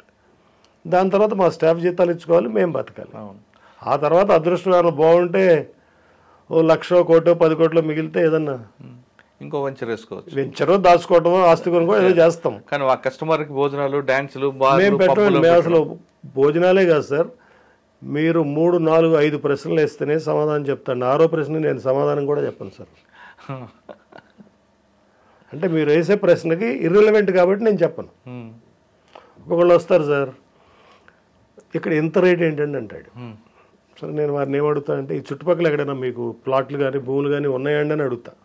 అంటే మీరు ఎంత అని అడగటానికి మీకు ఒక అవగాహన ఉండాలి కదా, అంటే యాడ్స్టిక్ ఉండాలి కదా. దానికి మీకు తెలిసే అనుకుందాం, తెలవదని ఎందుకు అనుకుందాం అడిగిన వాళ్ళని. నేను అడుగుతా, చుట్టుపక్కల మీకు ఎక్కడైనా ఏమైనా ఉన్నాయండి అంటే ఏమి లేవండి అంట. మరి లేనప్పుడు నాది ఎంత అని నువ్వు ఎట్లా అంటావు? నీకు అసలు ఏముంది, పారామీటర్ ఏముంది చెప్పు, నేను నీకు ఒప్పుకుంటాను. నేను 10,000 రూపాయలు ఉంది, 2,000 ఎందుకు అమ్ముతున్నావు అంటే ఒక రీజన్ ఉంది. ఆ 1,000 రూపాయలు ఎక్కడుందో చెప్పాలి కదా. ఆ 1,000 రూపాయలు లేనప్పుడు నువ్వు ఊరినే అంటే ఎట్లా అంటే, it is insulting the promoter, అంతే కదా. మేము డెఫినెట్గా అతన్ని ఖండిస్తానండి. నువ్వు ఇక్కడ కొనడానికి అర్హుడు కావు, don't enter into my premises అని చెప్తానండి. నేనెందుకు చెప్తున్నాను రేట్లో, నా దగ్గర లెక్కలు ఉన్నాయి. భూమి రేట్ ఇంత, ఈ ఖర్చు ఇంత, ఈ ఖర్చు ఇంత, ఇవన్నీ నా దగ్గర లెక్కలు ఉన్నాయి. ఆ లెక్కల్లో నువ్వు ఒక 10%కి ఒప్పుకోవచ్చు, ఒప్పుకోకపోవచ్చు, అంతే కదండి. నాది మొత్తం ఆర్టిఫిషియల్ బిల్టప్ కాదు కదా, మేఘాల్లో చెప్పేది కాదు కదా. నువ్వు చెప్పేది మేఘాల్లో చెప్పేది. ఊరినే ఇంత అంటే ఇంత అంటానికి నేను కొనుక్కున్న భూమి నువ్వు కొనలేదు, నీకు ఎఫర్డబిలిటీ ఉందా లేదా? సార్ మీరు ₹1,00,00,000 అంటున్నారు, నా దగ్గర 10 లక్షలు తక్కువ ఉన్నాయి సార్, నాకు శక్తి లేదు సార్ అంటే అది వేరే మాట్లాడు. నువ్వు ముందు ఇంటిగ్రిటీని డౌట్ చేసి బిల్డర్లు అందరూ దొంగలు అనుకోని అది కరెక్ట్ కాదు కదా. సో వాళ్ళ అప్రోచ్ చాలా వరకు ఇబ్బందికరంగా ఉంటుందండి బయ్యర్ది. 10 లక్షలు రాగానే నేను ఇండియా అంతా కొనేస్తా అనుకుంటాడు, 10 లక్షలు జేబులో పెట్టుకొని. అసలు వీడిని ఒక్కడనే మోసం చేయడానికి ఇండియా అంతా ఎదురు చూస్తుందని భావిస్తాడు. సో తప్పకుండా వాడు మోసపోతాడు. సో చాలా మంది ఉంటారండి, ఇవన్నీ ఆలోచించరండి, వీటిలో పోరండి. ఓకే అండి, మీరు ఏం చేయగలిగితే చేయండి, మాకు మంచి ప్రోడక్ట్ ఇవ్వండి అని చెప్తారు. అది వాళ్ళతో మాటలు లేకుండానే వ్యవహారం నడిచిపోద్దండి. సార్ మనం ఫైనల్కి వద్దాం. ఫస్ట్లో మీకు ఒక క్వశ్చన్ అడిగా, సామాన్యుడు ఇల్లు కట్టుకొని కోరిక ఉంటుంది, కట్టుకున్న తర్వాత ఆ ఇంట్లో జలుబు, దగ్గు, జ్వరం ఏదో ఒకటి వస్తుంటుంది, అంటే ఆ మనిషికి కాదు ఆ స్థలానికి. అటువంటి లేకుండా ఉండాలంటే ఫస్టే మనం ఏం చేయాలి? అసలు ఏ తరహా జబ్బులు వస్తుంటాయి, సామాన్యంగా సార్ ఏ తరహా జబ్బులు వస్తుంటాయి, ఆ జబ్బులు రాకుండా మనం ఏం చేయాలి? సార్ వ్యక్తికి వచ్చే అనారోగ్య పరిస్థితులే ఆస్తులకు కూడా వస్తాయండి. అది మనం చెప్పలేము. రేపు ఒక్కోసారి సీజన్ ట్రాన్స్మిట్ అయ్యేటప్పుడు జబ్బులు వస్తాయి, దీనికి కూడా చెప్పలేము. ఏ రోజుకి ఆ రోజు ఇబ్బంది తలెత్తినంత వరకు తప్ప ఈ రూపంలో ప్రాబ్లమ్స్ వస్తుందని మనం ప్రెడిక్ట్ చేయలేము సార్. రైట్. దానికి ఏంటంటే ఒకటి, నేను మధ్యలో చెప్పినట్టు అమ్మేవాడు నిజాయితీపరుడు అయి ఉండాలి, మోసపరుడు చేతుల్లో మీరు వెళ్ళకండి. 2, అక్కడ మీరు ఒక్కరే కొనుక్కోరు, మీతో పాటు 100 మంది కొనుక్కుంటారు. ఈ 100 మందిలో ఓ మంచి అసోసియేషన్, మంచి ఒకళ్ళకొకళ్ళు ఒక 100 మంది మీ దగ్గర దొంగ వస్తువు ఉన్నా ఎవడొచ్చి మన ఇబ్బంది పెట్టలేడు. మీరు ఒంటరిగా ఉంటే అవతల వాడు ఇబ్బంది పెడతాడండి. సో అంత భయపడాల్సిన అవసరం లేదు సార్. చిన్న చిన్నవి వస్తూ ఉంటాయి, అవి అప్పటికప్పుడు పరిష్కార మార్గం కూడా దాని పక్కనే మనకు కనపడుద్ది. ఇవాళ ఇల్లు ఉన్నవాళ్ళకు ఉంది సార్, లేనివాడికి కూడా ఇల్లు కావాలి. ఇవాళ ఇట్లాంటి మహానగరాల్లో బతకాలంటే ఈ యంగ్ ఏజ్లో మీకు సంపాదన ఉంటుందండి, కొంచెం ఏజ్ పెరిగాక సంపాదన పని చేయలేం, బాడీ పర్మిట్ చేయదు. కాకపోతే బతుకు తెరుగు ఏదో సంపాదించగలుగుతాం. కాకపోతే ఒక ఇల్లు అంటూ ఉంటే బతుకు తెరుగు అనేది చాలా తేలిక మహానగరాల్లో. సో ఎవరికైనా ఒక ఇల్లు వారి స్థాయిని బట్టి, వారి అవసరాన్ని బట్టి, స్తోమతను బట్టి కావాలి ఏర్పాటు చేసుకోవడం అనేది ప్రాథమిక అవసరం అండి. అవును. సో దానికోసం ఏదో ఎక్కువగా భయపడాల్సిన అక్కర్లేదు. లక్షలో ఒకడు మోసపోతాడు, అందరం మోసపోతే మనం అందరం వెళ్ళాలి ఎట్లా ఉంటామండి, ఉండం కదా సార్. జరుగుతూ ఉంటుంది. దానికోసం మనం భయపడాల్సిన అవసరం లేదు. అటువంటి పరిస్థితులు ఇవాళ లేవు, చాలా వరకు స్ట్రీమ్ లైన్. ఏ తరహా మోసాలు ఎక్కువ ఎదురవుతుంటాయి? ఏ తరహా అంటే ఒక్కటే అండి, ప్రాథమికంగా మీరు తక్కువకి ఇస్తారంటే వాటి ట్రాప్లో పడమాకండి. రైట్. 1, 2 టైటిల్ ఇవి ఒక 1000-5000 ఇస్తే లాయర్ గారు చెక్ చేస్తారు. ఈ 5000 వృధా ఎందుకని పోకుండా ఆక్కండి, చూపించుకోండి. ఇవాళ బెస్ట్ అంటారు. ఇదివరకు ఎక్కడెక్కడో పెద్ద పెద్ద లాయర్లు ఉండేవాళ్ళు అండి. ఇప్పుడు లాయర్లు చాలా మంది ఉన్నారు, ప్రతి వీధిలోనూ ప్రతి 10 రోడ్లలోనూ ఒక లాయర్ గారు ఉన్నారు. బయట బోర్డు పెట్టి ఉంటారు, మనకి ఎవరు సహాయం అక్కర్లా. వారి దగ్గరికి వెళ్ళండి, నేను ఇది కొనుక్కుంటా అనుకున్నాను అండి, కొంచెం చూసి పెట్టండి సార్ అంటే వారు చూసి పెడతారు. మనం ఇవన్నీ అవాయిడ్ చేసేస్తాం సార్. 2వ పాయింట్. 3వ పాయింట్ అండి, 3వ పాయింట్ ఫైనాన్షియల్ ట్రాన్సాక్షన్. వారికి డబ్బులు ఇచ్చేటప్పుడు ఎంత ఎక్కువగా బ్యాంకు ద్వారా ఇవ్వగలిగితే అంత మీకు బెటర్. రైట్. డబ్బులు ఇస్తే ఏమైందంటే అండి, ఇవాళ డబ్బులు మీరు ఇవ్వడానికి చట్టం ఒప్పుకోదు, తీసుకోవడానికి చట్టం ఒప్పుకోదు. డబ్బు మీదే అయినా 2 లక్షల రూపాయలు దాటి మీరు ఇస్తే అది చట్ట వ్యతిరేక చర్య. ఇక అక్కడ మీరు ఇచ్చారు, నేను వెనక్కి ఇవ్వలేదంటే దానికి అది న్యాయమే లేదు. సో అయినంత వరకు బ్యాంకు ద్వారా ట్రాన్సాక్షన్ ఇవ్వండి, ఫిజికల్ పొజిషన్ చూసుకోండి, చుట్టుపక్కల నలుగురితో మాట్లాడండి, ఈ ఆస్తి మీద మీకు తెలిసిన ఇబ్బందులు ఏమైనా ఉన్నాయా అనండి. ఈ శ్రద్ధ లేకుండా ఎవరినో ఒకరిని గుడ్డిగా నమ్మి ఆడు మధ్యరాత్రి వెళ్ళి చూద్దామంటే ఈడు మధ్యరాత్రి వెళ్ళి చూసి తర్వాత నేను ఇట్లా అనుకోలేదని అప్పుడే ఇవన్నీ తలెత్తాయి సార్. అట్లా చేయకండి, ఫెయిర్గా కొనుక్కోండి. అనుకున్న దాంట్లో ఒక 1000 రూపాయలు 10,000 ఎక్స్ట్రా ఖర్చు అవుతుంది, మరి తప్పదు కదా. ఇప్పుడు వైద్యానికి వెళ్ళినా ఫస్టే మంచి డాక్టర్ గారు దొరకరు మనకి, స్పెషలిస్ట్ దాకా వెళ్తేనే మనం ల్యాండ్ అవుతాం. అట్లా ఇది కూడా అంతేనండి, భయపడాల్సిన అవసరం లేదు. ప్రొఫెషనల్స్ ఉన్నారు, అందరు ఉన్నారు, you make use of their services. హైదరాబాద్లో 1,50,00,000 జనాభా ఉందండి, 1,5 జనాభా అంటే యావరేజ్ 4 జనాభా 4 ఇళ్లకు ఒకటి వేసుకున్నా అంటే 40 లక్షల గృహాలు ఉన్నాయి ఇక్కడ. మరి ఎక్కడో ఒక 100 1000 కరెక్ట్. సో కాబట్టి భయపడాల్సిన అవసరం లేదు సార్. పాత రోజుల్లో ఏంటంటే మనకి అర్బన్ ల్యాండ్ సీలింగ్ యాక్ట్ ఇవన్నీ ఉండేవి. ఆ సీలింగ్ యాక్ట్ డివైడ్ చేసి హౌస్ నెంబర్లు వేసి రిజిస్ట్రేషన్ చేసేవాళ్ళు. ఇప్పుడు గవర్నమెంట్ కూడా వాటిలన్నిటికీ రెగ్యులరైజ్ చేసుకునే వెసులుబాటు ఇచ్చింది. రెగ్యులరైజేషన్ ప్రాసెస్ వచ్చినా రెగ్యులరైజ్ చేసుకోండి. అది కూడా డబ్బులు ఖర్చు పెట్టాలని చేయలేదనుకోండి, రేపు వచ్చి పగల కొడతారు. ఈ తర్వాత పొలిటిసైజ్ చేసి ఎస్కేప్ అవ్వాలని చూస్తారు. కానీ కొంతమంది అపార్ట్మెంట్ల పైన పెంట్ హౌస్ కూడా ఇదివరకు చేసేవాళ్ళు సార్ గతంలో, ఇప్పుడు లేదండి. ఇదివరకు పైన పెంట్ హౌస్ ఏంటి, కింద చుట్టూ గాలి వచ్చే జాగా కూడా వదిలేవాళ్ళు కాదు. అప్పట్లో ఫస్ట్ టైం ఎక్స్పెరిమెంట్ కదా సార్, కాస్ట్ కట్ చేయాలి. బిల్డర్ బాధ బిల్డర్ది. నేను కూడా ఫస్ట్ కుకుట్పల్లి వివేకానగర్ దాటగానే రైట్ సైడ్ ఒక అపార్ట్మెంట్ కొన్నాను సార్. ఆ రోజుల్లో 1,40,000 ఎంతకో కొన్నాను ఫస్ట్ అపార్ట్మెంట్. మా డిపార్ట్మెంట్లో ఒక ఆఫీసర్ రిజైన్ చేసి మొదలుపెట్టారు, ఆయన దగ్గరే కొన్నాము. సో అప్పట్లో స్టార్టింగ్లో ఇవన్నీ ఉంటాయండి. అన్నీ ఫారెన్ అంత ఎడ్యుకేషన్ లేదు కదా. ఇవాళంటే అందరు పిల్లలు బయటికి వెళ్ళారు, అందరికీ అన్నీ తెలుసు. ఆ రోజుల్లో చాలామందికి అసలు ఏమీ తెలియదు. మా చిన్నతనంలో మా దగ్గర మాస్టర్ ఊరు వెళ్ళారని తెలిస్తే ఆయన వచ్చి రాత్రి 10ంటికి వస్తే అప్పుడు దా మేలుకొని ఉండేవాళ్ళు. అంటే వచ్చి ఆయన ఏమన్నా మనకి బయట జరిగే విషయాలు చెప్తారేమో అని. ఇవాళ మీడియాలు ఫోన్లు లేవు కదా సార్ అప్పట్లో. ఎవరైనా బస్సు ఎక్కి బెజవాడో హైదరాబాద్ వెళ్ళి వెనక్కి వస్తే ఊర్లో చాలా మంది ఎదురు చూసేవాళ్ళు. ఆయన రాగానే చూడాలి, కలవాలి, మాట్లాడాలి. ఏదో చెప్తారు, కబుర్లు చెప్తారు కదా, అక్కడున్న విషయాలు చెప్తారు. దాంతో మనకు కొంచెం నాలెడ్జ్ వస్తుంది.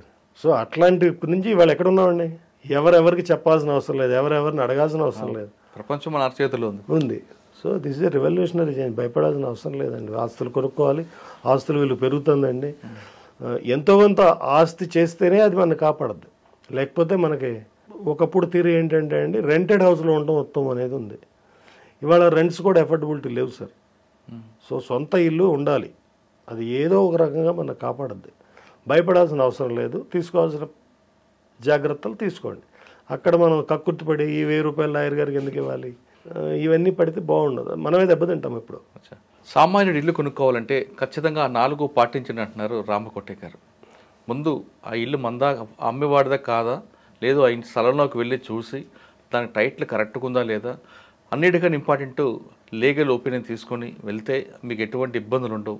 లేదు కొంచెం కక్కుర్తి పడితే చాలా తలనొప్పులు వస్తాయంటూ తనకున్న అనుభవం చెప్తున్నారు. అంతేకాకుండా నేను చెప్పేది చాలా స్పష్టమైన విషయం, భూమిని నమ్ముకున్నాడు ఎప్పుడు కూడా మోసపోడు.